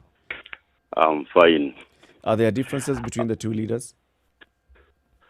Before I answer that question, well, let me go straight to the point. There are differences. But these differences can be solved by the two leaders themselves. What I would like to say and inform Kenyans is that history is repeating itself 40 years ago. You remember in 1976, 1977, there was clamor for change of constitution led by the late MP Nakuru, Kihika Kimani. It was that the constitution should be amended to allow, not to allow Moi to succeed Kenyatta. Interestingly, Moi never answered, Moi never responded, and Kenyatta kept quiet about it. In contrast, when the likes of Atoli and Murade said that they don't know who will become the president in 2022, but they know one man will not become the president. Yeah. You can imagine how does the one in office now be take that to be? The president has never questioned the architects of this. He has never commented on it. He has kept quiet. So what should the deputy president do? I think what should happen. The president has demanded to observe the constitution because he took an oath. Yeah. And to shake off the outliners. It is him and his deputy who have the mandate to run this country, create peace, create an enabling environment for now and for prosperity. Then he call a national conference like the one Moi had in 1981, and the one Moi had with Nyachai as finance minister. I can't remember the year when the economy was dwindling. That one can shake off all these things and the country will move, because the president is having so many problems. Yes, COVID pandemic, the economy is dwindling. We have a looming dissolution of parliament. Yeah. There is poverty raging, poverty affecting many Kenyans. So there's too so much many for him to deal problems. with. All these things. That's So the best thing, just to call a national conference and discuss economy. And then all these things will be forgotten. Asante. And for information, Raila is not the president of this country. So when people say they don't want a handshake between Ruto and Raila, there is mischief in that. Because they believe if there is a handshake between the deputy president and the president, then these other guys will fall out. Okay. Which is not true. Asante sana, Patrick. Kenya should come first. Yes. Thank you. 0719-012-600 or 40127 on SMS or Spice FM KE on Facebook, on Twitter, or on Instagram. Some of the comments that have come out of this from the leaders, top-level leaders in all the factions. We have Kipchumba Murkomen, who's an ally of the deputy president. He says, forget the truce. What we are asking is simple. Respect the DP and restore his duties. Ask the juniors to behave with decorum. Political handshake is not our priority now. Then there's Maina Commander, who says the Ruto group is trying to use the truce talks to slow down our support for Raila. We cannot be distracted with the way Ruto is disrespecting the president who wants to associate with him. ODM chairman John Badi says there is no two ways about it. The person leading the reconciliation talks should either tell Uhuru to abandon his peace and unity agenda or tell Ruto to stop early campaigns. David Murathe, the vice chairman of Jubilee, says kindly disregard their propaganda. The president is busy serving the nation, and those claiming that there is a planned truce are talking to themselves. Are there differences? Are there no differences? Are we just being treated to some drama by people who are seeking drama? Let me read a comment here. When a meal has poisoned the guests, each cook blames the other and invites the guests to their own individually fresh cooked meal for sustenance. Say again? When a meal has poisoned the guests, each cook blames the other and invites the guests to their individually freshly cooked meal for sustenance. So they say, you come, wachana na hiyo, huyu aliharibu. I've made another meal here separately. Said the spider to the fly. Won't you come into mine? Said the spider to the fly. Yes. Remember, we are talking about politicians, and we are talking about understanding how politicians function and how to interpret their actions. When a politician says this is wrong, does it mean that what he is stating as wrong is actually wrong, or is he drawing attention to himself by simply stating something that was patently obvious? Right. Okay? Or is he pointing to something that everybody seems to think is the complete opposite, in so doing then drawing attention to himself? For me, the end goal, for any end goal is always for the politician to draw that particular attention to him or herself. We'll use whatever means necessary to do so. To tell you that something that is obvious to all of you, just to say it again, but at the end of the day, what are you looking at? Me. To tell you something that you may never have thought of, but then I'm bringing it in there. At the end of the day, who brought it? Me.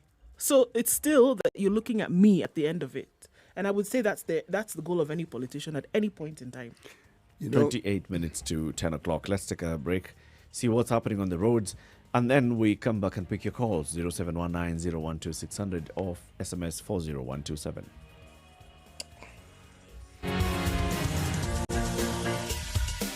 This is the Situation Room, the only way to start your day. Spice up your life.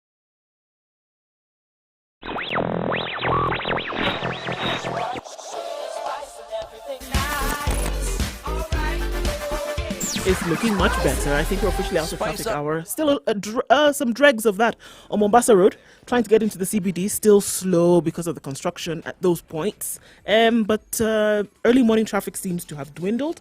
It's also looking better on Thika Road as you're getting into the CBD. Uhuru Highway is where we're going to see some of this still.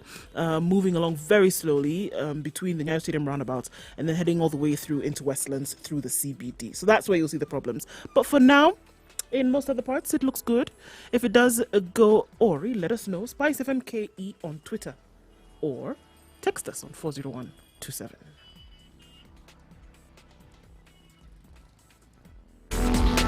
Sugar and spice and everything nice. Everything nice. Spice FM.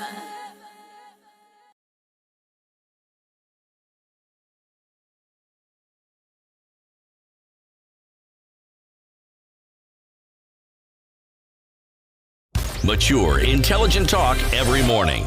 Spice up yourself. 26 minutes to 10. The conversation continues. David Ogola, too, says, the problem is simple. The president is unhappy with his deputy because he's busy campaigning instead of driving the agenda. The deputy is not happy with the president because he reconciled with Raila, whom he feels is his greatest threat. So, Dave, are there differences, or are there no, or is just a matter of one is unhappy, one is the other is unhappy? So does that actually mean that then that there are differences? I think if we just get to it, whatever form or shape they have presented it, they have presented that there are differences, and they act out like there are differences. they act out in a way that clearly shows that there are differences. When there's a purge, and the purge is the people who support the deputy are the ones who are sidelined from key positions in the leadership of the assembly and the leadership of the party, even creating a new organ in the party called the National Management Committee that does not have anybody who is a known and vocal supporter of the deputy. Whether they are playing it out, whether they want to just to play a script, there's a difference. You're referring to political realignment, isn't it? But that happens all the time. It is what other people may refer to as a disciplinary action. Within party organs, people jostle for power. And jostling for power doesn't mean that people have a difference. No.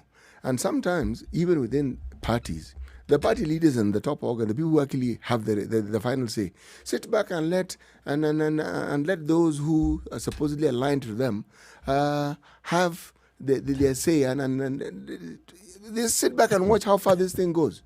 Yes. So you just watch them as you watch your juniors as they fight and squabble. Yes. For entertainment. Yes. No, not for entertainment. Let's just see who comes on top. Let's see how this is going to play. Let's see who comes on top of this one, because it won't affect your position. Yeah. And you know that for a fact. Yeah. So if others want to jostle, let them jostle. You may have a very clear idea of what you want, but since you want, people believe that each one thinks that they're close to you and each one thinks that they have your ear, let them jostle for power. Let them try and sort each other out. Richard Hosea in Kisumu. Good morning. Good morning. How are you? Very well, thank you. Yes. My contribution. Honestly, I don't think that there is a conflict between Uhuru and Ruto. Because you see, according to there's a book I read, 16 Principles of Psychological Power. What Uhuru is trying to, I think what Uhuru and Ruto are trying to do, like law number 16 says, use calculated value. Now in calculated value, it states that sometimes for you to achieve some of the greater powers, unafaa unatumia zile instruments that unajua will bring this power. So ukiangalia hii conflict ya yenye people think iko between Uhuru and Ruto, I believe Uhuru wants to assist Ruto to be president in 2022. And the only way anawezaitumia ni kuuse Raila, who he knows akona value. Yenye anajua tu vizuri that aki create conflict between. All right, I think we've lost him. We've lost Richard. But let's go to Eldoret. Erikana in Eldoret. Good morning. Yes, I was saying this. Yes. Kuna tofauti kwa sababu unaona like recently Uhuru wanted to France kutafuta finance ya kunini loan. Yeah. Juu unajua donors wanaona kuna tofauti kati ya president na deputy wake, sasa wanaona kuna instability. Of course waliokei hiyo loan, lakini ikuje baada ya Uhuru kumaliza nini. Si inamaanisha kuna tofauti. Sasa hata kama wengine wanasema hakuna haja hao kilaji kupatanisha watu wawili, it is more important rais na deputy wake wapatanishwe. Ndio hata kama ni investors wataona kweli kuna political stability kwa nje, lakini kama watu wawili wanaenda sideways, Kenya tuko na shida. Tunaumia. Thank you, Erikana. Geoffrey in Mombasa, good morning. Good morning, 5FM. How are you? We're fine, Very well, thank you. Well, I think there's no difference between president and his deputy, because the deputy has been on record even praising the president and showing that he's indeed working with him. So whatever that is happening is just history repeating itself. You remember very well there was a time when we had New Kanu. Yep. Who was accommodated in this New Kanu? And was he really meant for a change that was for the Kenyans, or they had vested interest? Did it hold water? It never held water. Now we have the same thing happening in Jubilee. It's not going to hold water. What is there is Ruto has proved himself to be one man who is not going to budge it up. So he must be rocked. But at the end of the day, the truth is going to surface. The president is in total support of Ruto. 100%. Yes, I believe that. Thank you, Geoffrey. Thank you. Do you agree with Geoffrey? 0719-012-600. That's 0719-012-600. Do you think there are any real differences between the president and his deputy? Or is this just a mere political script that's being played? Could be anything. But at the end of the day, what you are saying is that people need to be ready. It's like the second coming. You don't know the time, you don't know the hour. Two women tilling in a field. One could be taken, one would be left. Anything could happen. Any day, they could come and tell you, actually, you know what? This is how it looks. And you have to be ready to just go along with the times. Because what are you going to do? What are you going to do? No. Everything that I have said, everything that I have done previously was based on the fact that the both of you were arguing. And then now you're coming to tell us that you're not arguing. What am I supposed to do? Is that what you're going to say? No. You're going to have to go along with it. We already have lessons from that. I mean, look, the people who are supporters of Raila Odinga, the people who are supporters of Uhuru Kenyatta, buddies. It doesn't matter what Minor Commander was saying in December 2017. He now speaks a very different script. But it doesn't mean that he didn't suck on sour grapes. He never showed you, but at some point he would have been like, oh my goodness, hold. In his quiet quarters, and I said, come on, what are these guys doing? Everything He's that a politician. I had planned, What he looked I'm at not gonna was show you. So this is where the wind is. This is where the wind is blowing. All right, Let's go. Drop it all and go along with it. Follow the wind. You know the kind of meeting that was held in 1981 that was referred to by one of our callers. I keep referring to it because it is, for me, it was the hallelujah and amen moment which opened my eyes to politics, really. Whoever referred to President Moi as a professor of politics knew exactly what they were talking about. Here is a conference, all right? Among the things they want to discuss, in fact, the reason why the conference has been called is to discuss multipartyism. Speaker after speaker after speaker after speaker. Glorious renditions. They condemned multipartyism, the problems it will cause, the blah, blah, blah, and the blah, blah, blah. It was actually interesting to listen to. Then, the president always spoke last. The president stands up to speak, does his bit, and says, you know, folks, the way I see it, let's just allow this multipartyism. The guy is kind of a comedian, don't you think? He allowed all these guys to talk. He understood them very well, listened. And like we were told by the man who was a comptroller of State House then, Franklin Bett, the president had already made up his mind. He had told him, you know what? Put it in that speech and don't tell anyone. Put it in the speech. And allowed all of them to talk. We are going to repeal Section 2A. Yes. He knew.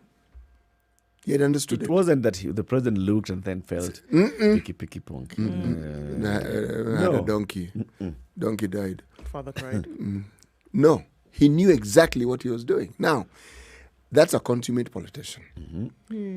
But what was fascinating about this is when he said, folks, you know, let's allow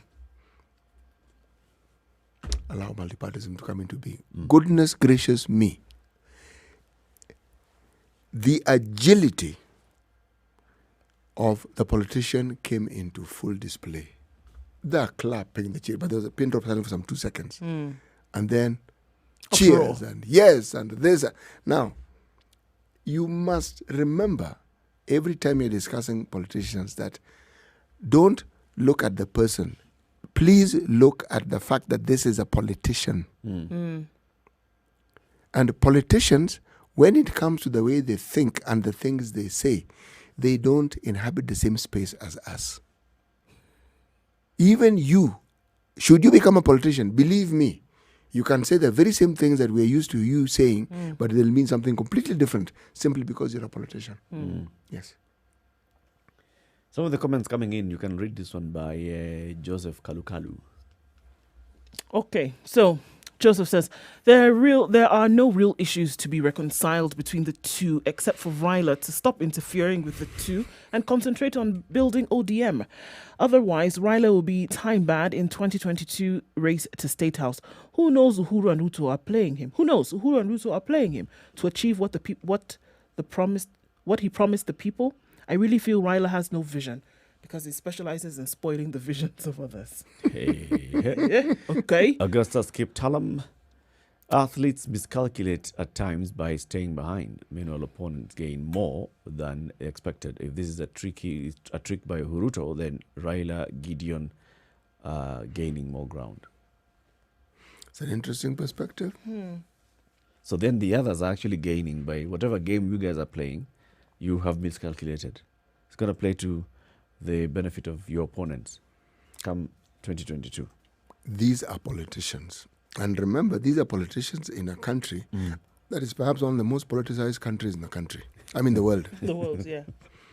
So all these citizens that you see here are themselves politicians. And they listen, and they hear, and they read, and they give you the impression they are with you. Then come the day of elections, and you get the shock of your life. So, these are the realities of our politics. Do you really think all these people whom we see presenting themselves for elections present themselves because they're stupid? No, they're not. They are intelligent people who have thought and have seen the evidence and are convinced. The little detail that is forgotten is that they could... Yes, yes. What they may forget is that the politician who is not a citizen may have presented these things for him to consume, knowing full well, like President Moi, what they actually want to do. Very end. Yes. But for purposes of this political competition or game, this is what they present to you, so the games can continue. 13 minutes to 10 o'clock. Time for a break. This is the Situation Room, the only way to start your day. Spice up your life. 24/7 around the world, non-stop. This is Spice FM.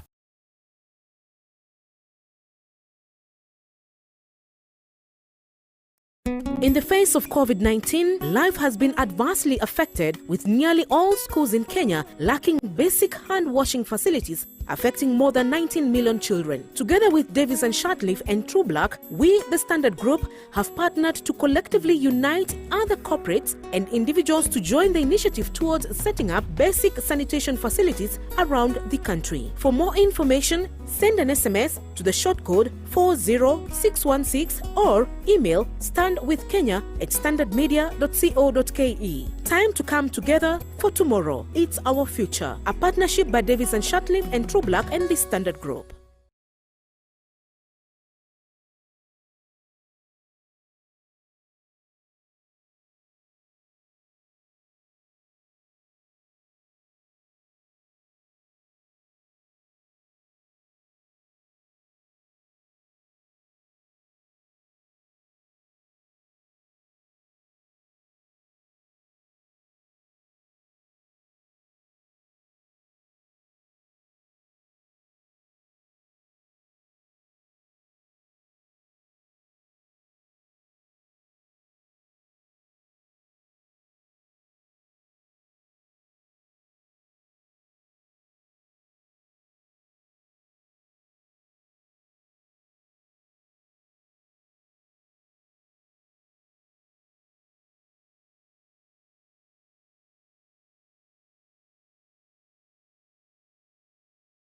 Spice of everything nice, everything nice. Spice up your life. Mature, intelligent talk every morning. Spice up yourself.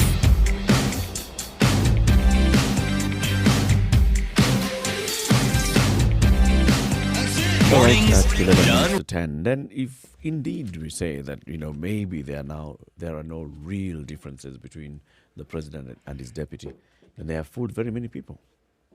Because by the time that you're saying that even the international community, with all the access to their own intelligence and political intelligence as well in the country, the religious leaders and what they see, and everybody else who is thinking that there's a difference. If everybody has bought this script, then they would be doing a very good job. You want to give them that much credit? I do. I actually do. Consider for the instance, first time you've given the politicians credit. I do. It's a tongue-in-cheek sort of credit. Think, for instance, you have a situation where you're always being told that your interest is being looked into, or your interest is looked after. And yet, if you look at what would constitute the basics that a Kenyan should enjoy according to the rights that are enshrined in the Constitution, tell me which one of them. Let's talk about, say, for instance, access to healthcare. Is it really available? But you'll be told it's available. As in, the buildings may exist, there may be health workers, but can you actually attain that which is actually due to you? The answer is no, not really. Okay? If you are told that you have a right to actually, yes, you have a right to, should we say, freedom from, should we call it hunger? Freedom of assembly. All these things that you are told are freedoms that you have. You think you can actually enjoy them to the full. What am I trying to say?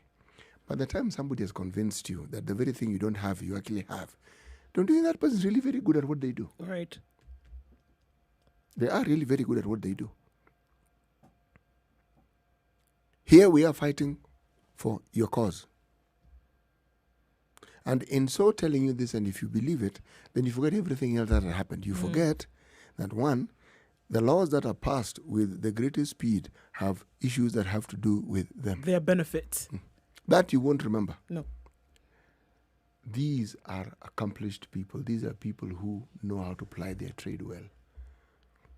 What they are about to experience in 2022 is when their expertise collides with the expertise of the voter, because the voter has also been fine-tuning his expertise. Yes. And they're beginning to understand more and more that this vote doesn't have to do with what this person tells me. I have to decide whom and why I want to vote. Mine is different. Mine is different. You keep seeing signs of it in certain places and you think, well, it's a one-off, it's a flash in the pan. It isn't a flash in the pan. Everything that has taken root often begins as a flash in the pan. And if it resonates sufficiently with the people, then it becomes the reality. Right now, what we're seeing, which you consider to be the reality, in my opinion, is what in 2022 will become illusionary. But looking back, you would say, this is not what I expected at all. Yes. Based on everything that was playing out at that moment, you thought that things were going to now, unfurl differently. But then it's when you'll be able to look back and say, actually, you know what, it's a far cry from what the situation on the ground was at the moment. And for those who would not align, for those who want to be in those political spaces right now, close to the seat of power, then it would be wise for them to look at this also through that screen, that, you know what, none of these behaviors that you're seeing right now are grounded in stone. It's not locked down. It's not the everlasting reality. It may not even be the reality. So anybody who's being caught up in this whirlwind without realizing, or this dragnet, without really realizing what the end goal is, you're just as in the dark as everybody else, especially if you're a politician who wants to be in those inner circles. You might just be as fooled as everybody else. Mutende wa Weso says Raila amechezwa. Ashajazwa uji kwenye bakuli, amenyamaza. Now the game is being played. It's just he has been played in an amateurish chess game and he fell for it. And Emiati says, this is all about self-interest. Our producer John has been whispering in my ear and giving this analogy of two friends who at one point decided they'd like to know who really are their friends as friends. So they come up with this, they hatch a scheme to make it appear to their friends that they have fallen apart. And then now each individual will have, but even Ndu, by the way Ndu has been talking about you. She's been telling me this and this and this and the other about you. So you start getting to know, so this is what you guys actually think about us. This is what you guys think about me. So you get to know who your true friends really are by, hey, but John, you kind of friends, man. Who do you hang out with? Why do you go to such great lengths just to find out who likes you? It's too much. Yeah, those are people with serious self-esteem issues. Dave Ogola is asking another question. He says, Why is this conversation about reconciliation between the president and the DP coming on the eve of unleashing the BBI report? Food for thought. Because it's true. I mean, this whole now narrative has just started. It started with, there could be attempts at reconciling these two leaders. Now it's the headlines of there's a reconciliation attempt between these two leaders, and it's gaining momentum. Why? Why now? Why? So if there's a reconciliation, why now? Right, and everything before this. What's the wisdom between choosing now? I mean, why didn't you do it last week? Everything before this has been that the fight has been hot, right? There have been so many things to the point whereby, censure motion, the DP to be thrown out of the party, etc., etc. It's been hot. Before that, putting errant leaders of the Tanga Tanga squad in line and getting you guys to behave in a certain manner. It's been hot ever since. And then suddenly, things cool off. In fact, even before we even move into the issue of removing him from party leadership, there's reconciliation. Now we're okay. Okay, so now what does that mean? Are we kicking this guy out or are we not? So what are you saying? Now imagine if you're the one, you're taking a particular position. That's what I'm saying, CT. You're everything. They said, in fact, there's a tsunami coming. So what did you do? You packed up your house. You even moved the house. That's why they're still and retaining you moved to a different part of the country. That's why they're still retaining the hard Then they come and tell you, By the actually, there's no tsunami. And you moved on the word of one guy. You had already booked that office. Ah. That deputy party leader office. Yangu. That's what I've been saying. So you made these moves. You said things in public. You went about touting that, in fact, because of this rift, this is what we're going to do. This is the hardline stance and position that I have taken. And then they come and tell you, Omo, see, it's not like that. Actually. And then you asked, but you said yes, that's what we said. However, but now we're called by Bishop so-and-so. But I have done A, B, C, D. Yes. Well, sorry. What did you think? You actually thought there was something wrong. Oh, and this movement, who asked you to move? Suddenly realize, goodness. Then you ask the question, but why didn't you tell me when I was saying all these things and making all these movements and forming all these alliances thereafter, positioning why didn't you tell me? No, they will not. They'll not talk to you By like the that. way, They will tell you it is the bishop. And it is the bishop who called us. And said we should reconcile. Yeah. It's a man of I God. actually saw that it was a good thing to do. And then you saw the EU envoys. Now we just came from France. And then we went to the UK. Yeah, and then we went to the UK. So the EU envoys, the European leaders, they called us. So I had no choice. My hands are tied, man. If it was just me, you'd be in that office now. And if you are actually unaware, it could actually be your making and your problem. So, but even you, surely. How could you just move? Somebody says something, you jump. Yeah. Huh? How did What's you wrong expect? with you? I used to take you seriously. And then, what kind of a politician are you? Somebody says something, you just move like that. But you're the one who told me. I said, you believe everything I tell you. Okay. CT, today's proverb. He who solves a problem with a problem will always have a problem waiting.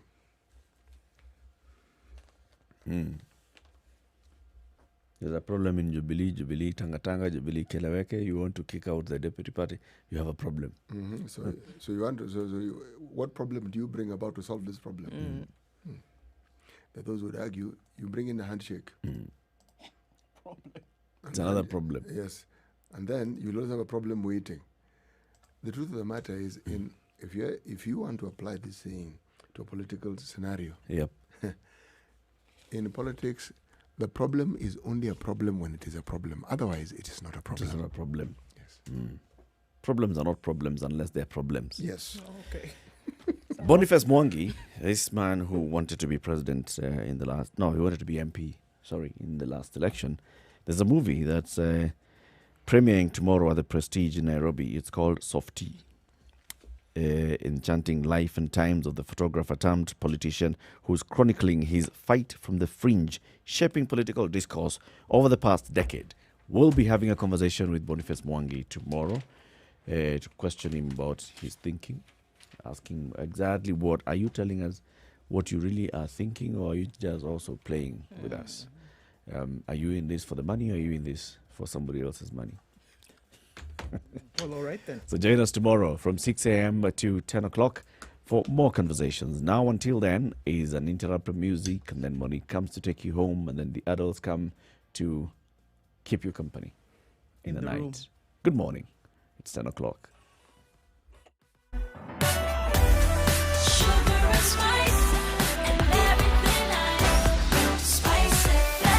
spice up your life.